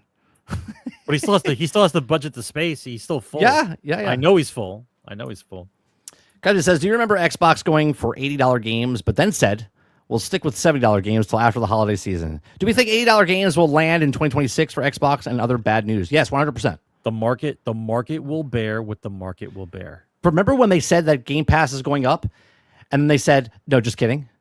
And then here we are. $30, right? It's like 3 years later after they ran the numbers. Of course they did. Yeah. They know. Everyone thinks they're going to walk this back. They're not walking this back. I don't think they are. Because you would have to quit cold turkey. People would have to quit completely. They've already done. You know why they're not walking it back? Because ads are everywhere. They've already plastered it everywhere of this is the new thing, essential, right, premium or whatever, and then ultimate. They're not walking this back. Walking back would be like, hey, it leaked that they might be raising the prices to $30. And everyone's like, if you fucking raise it to $30, I'm fucking leaving. And they're like, just kidding. No, they said October 1st. They're like, hey, by the way, here's the new prices. Suck it. Yeah. And they just walked out the door. They don't give a shit. They're like, yeah, we did the numbers, and we know what percentage of people are going to leave, but they'll be back. Right. Because half of your shit you can't play. Right. Put it in my veins. Yeah, that's exactly it. Yeah, 100%. Okay. Credit says, do you think BioWare will be shut down given the buyout? Yes. The question is, do they shut them out before Mass Effect comes out or after? Well, it depends how much. Okay, here's how it works. If they figure out how much money they spent on Mass Effect right now, and figure out what the sales will be for that game when it comes out, if the numbers don't match, you cancel the studio, you cancel the game right now, write it off. You write off it. You write it off as a loss. Yep. Get rid of the studio. Yep. They'll do it. That's it. They just did it. They canceled Black Panther game. Here's the question. And that's before they got bought out. If Mass Effect costs more than $250 million and they don't sell 27 million copies, they're not getting it. Yeah, they would have to sell 7 million copies. And let me see how many games. Let's see. Well, that's just them making, not the advertising. Mass Effect. You got to double what I said. That's how it works. If they spend $250 million, that's $500 million or $500 million. Okay, while precise total figures of the entire Mass Effect franchise isn't available due to the lack of official comprehensive data, the series has sold tens of millions of units, with the original trilogy and Mass Effect Legendary Edition contributing significantly. Mass Effect 3 sold 6 million units by July of 2014, and the Legendary Edition also sold well above expectations. Okay. Mass Effect 1 sold 1.6 million units in the first 6 weeks. Mass Effect 2, 5.4 million units in 6 weeks. And Mass Effect 3, 6 million units. So Mass Effect 4 or 5, whatever you want to call it, because Andromeda technically is 4, needs to sell minimum 6 million. And if it's 6 million... 6 million won't cover the cost. That's if it... Right. Well, it all depends what the cost is. If it's 100 million, 150, 200 million. Yeah. That's what I'm saying. Yeah. Yes, they'll sell 6 million. But 6 million isn't going to cover the cost of development. Yeah. You know what I mean? Like, the number of years have passed since 6 million is a good number. Last question says, Krebsy, you think the Xbox will walk back to $30 to $25 if they walk back to $80 till after the holiday season, meaning $30 will happen in 2026? No, they're not walking it back. No, it's plastered everywhere. They ain't walking anything back. They're like, sorry, too bad, so sad. Yeah, I'm pretty sure this is it. Yeah. 100%. Okay. Credit says, do you think BioWare will be shut down given the buyout? Yes. The question is, do they shut them out before Mass Effect comes out or after? They ain't walking anything back. If they do, I'll entertain your thing. Okay, they walk it back. Grand Theft Auto 6 comes out, $80 game. They say Game Pass is up to premium. You know why? Because Grand Theft Auto 6 online's on Game Pass. Right. Okay, and it's in the ultimate tier only, and it's $30. Right. That's it, right? So like in this fantasy world that we're living in, they're not walking it back. And if they do walk it back, they're just going to put it back up to the same price it was because something's going to come out. If it's Fable, if it's, I don't know, Starfield 2, whatever they have planned. You don't even get Call of Duty unless you have Ultimate now, right? Correct. You can't play Call of Duty. Right. You can't play Call of Duty unless you get Ultimate. Right. You could buy it. You could purchase Call of Duty for $80. Yep. Right. You could play Warzone for free. Which I would never do. Right. Warzone for free. You don't even need Game Pass for that. Right? Warzone for free because it's a free-to-play aspect of it. But if you want to play the actual game, you need to have Game Pass. But if I get Warzone, does that mean I have to get $10 because I have to be able to play online? No. It's a free-to-play game. So the free-to-play games you don't need on. Completely free-to-play. Okay. Yeah. Like Fortnite, you don't need to pay Game Pass to play the game online. You could just play the game online. So that's weird too, doesn't it? Don't you think that's weird? Right. Free-to-play games you can play for free. Right. Free-to-play games. Other games you have to pay. You have to pay a little fee. Right. But if I want to play a multiplayer game with somebody else, it's not one of those games I have to pay the $10 a month. Weird, right? Yeah. So, all right.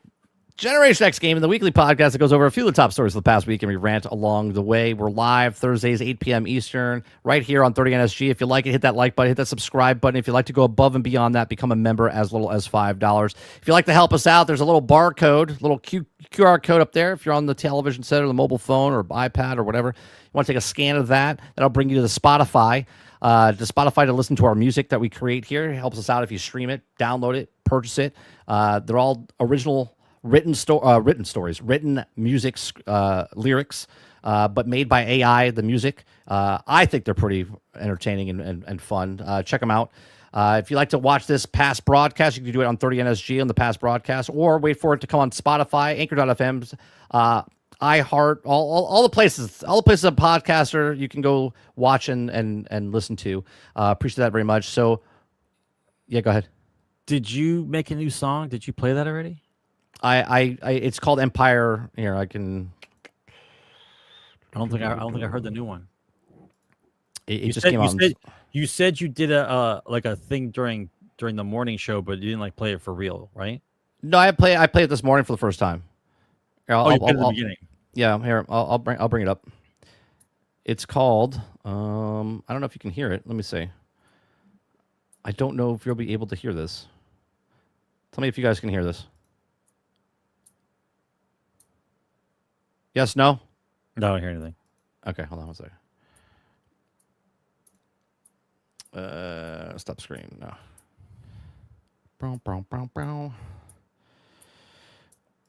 This is add music. Here we go. I'll just download it real fast. Oh, can't do it. It's too big of a file. Too buku. Oh, I know where I can do it from. Because it's on YouTube. You know what's stupid when I make this? YouTube makes a separate channel for me. Even though I have 30 and Still Jamming, they make a completely different different channel. Because in case you have to cut the legs out from under you, they can just do that. Yeah, it's weird. So it's called 30NSG Topic. Okay. And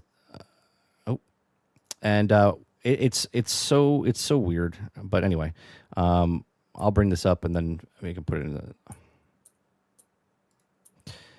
So share screen.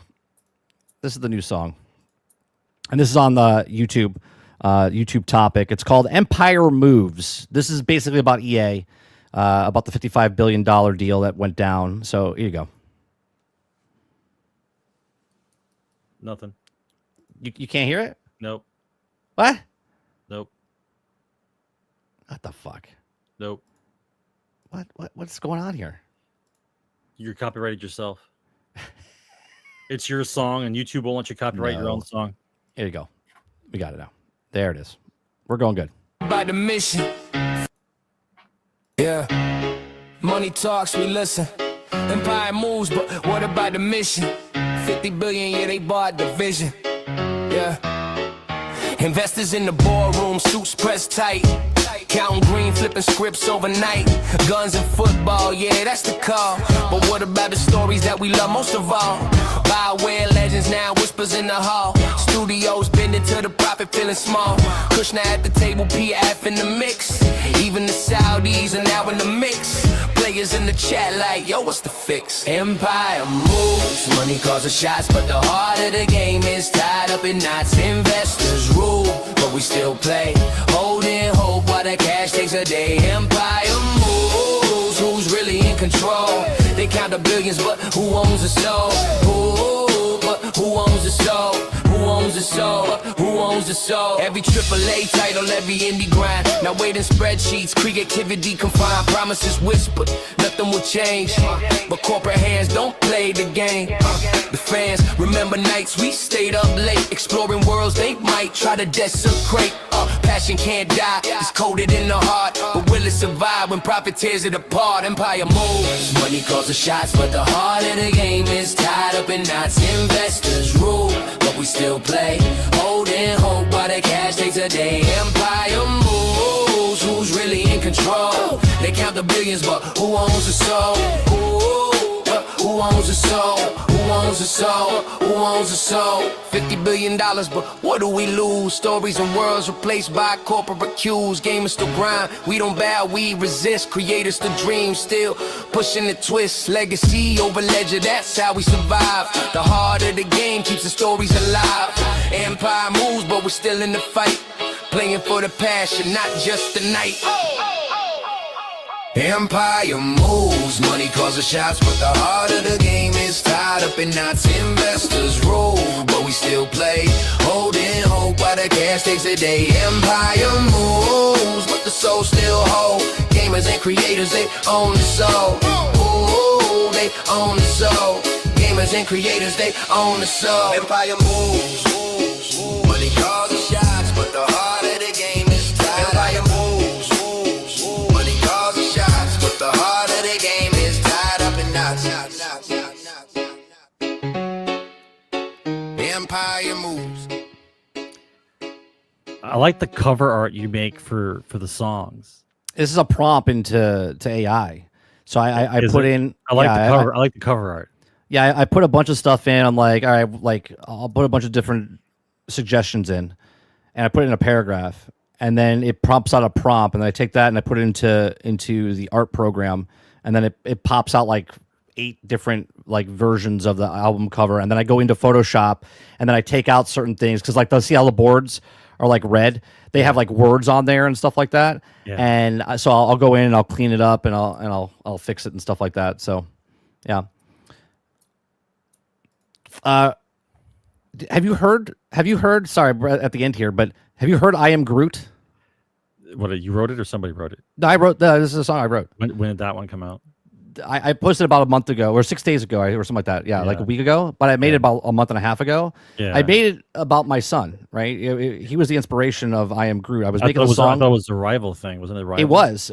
But I made it because of Groot, because he likes Groot, right? Yeah. So then I made and wrote the song because Groot's a tiny little, and he grows up to be, like in Guardians and stuff. So I was making songs for Marvel rivals, right? And then I was like, oh, so the song of "I Am Groot," if you listen, I'll play it in a second. If you listen to it, it's about everyone is Groot. Like everyone, you want to grow up to be big, strong, but you want to be careful. You want to care about people and stuff like that. So here, listen to this. It's really good.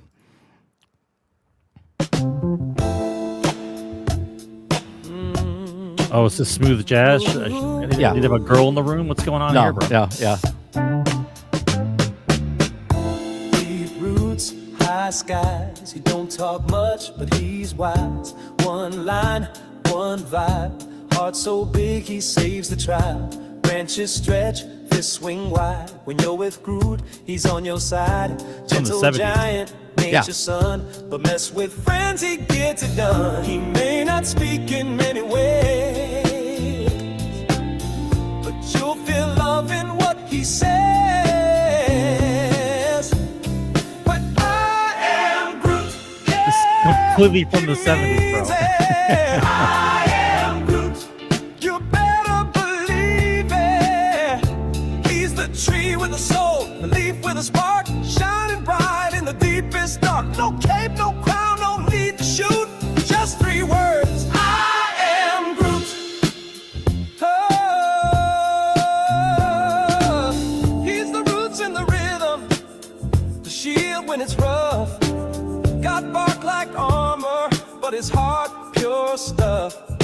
Dancing with rockets flying through space, leaves in the wind, but holding his place. He's the last of his kind, but never alone, 'cause found family makes a stronger home. He don't boast, don't need to fight, but when he grows tall, you see the light. But I am Groot. He's got your back. I am Groot. Guardians attack. He's the limb that won't let go, the seed that helps the future grow. Stand tall, stay true, and stay absolute. 3 words strong. I am Groot. He gave it all when hope was gone. One tiny twig, now full grown strong. From little sapling to warrior tree, he roots for us and sets us free.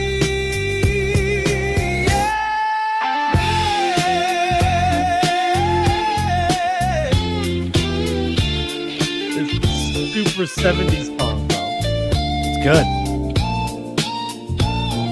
It fits the time frame of what Groot is, because it's like Right, because he has the old song. Yeah. Right? Yeah.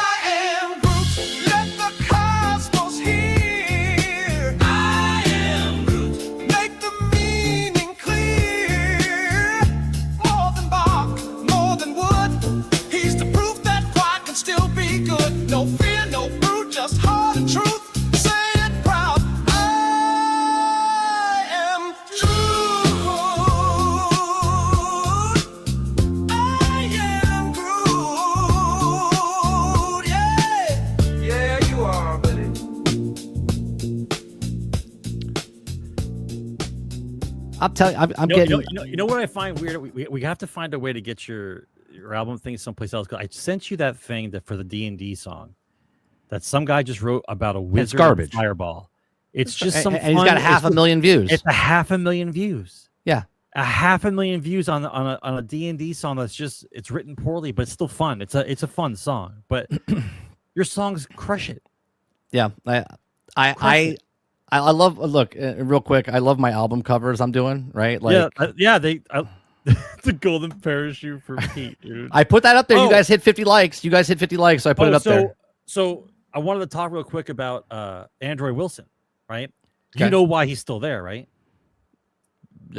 Because he's the Pete Parsons of Bungie, Well, but for the company, but it's not a publicly traded company where there's no more stocks. Yeah, so the only reason why he's still there is that because he knows they know that he can get shit done, but they're gonna have to give him profit sharing now. Oh, well, right, 100%. That's the only reason why he's there. Profit sharing is the only reason because he knows how much they're gonna make. Oh, 100%. He's like, oh, well, now I can do what I want to do. Right. Right. Let's charge for the reticles and trade players and stuff like, or bullets for bullets. He wants to charge for bullets. So guys, if you like the music, go hit that QR code. It takes you to Spotify. Links are in the description down below. I appreciate very much you guys coming out and hanging out with us. Appreciate all the support. We're close to 2,600 people so that watch or subscribe to us. So if you like it, hit the like button, hit the subscribe button. If you'd like to go above and beyond that, become a member as little as $5. And I'll see you guys on the next one. Enjoy your weekend. Peace. Take care, guys. Game on. Retro meets the now and here. Gaming tales you need to hear. Laugh and shout and sometimes sneer. Memories from all those years. Console wars and secret tips. Tips and tricks from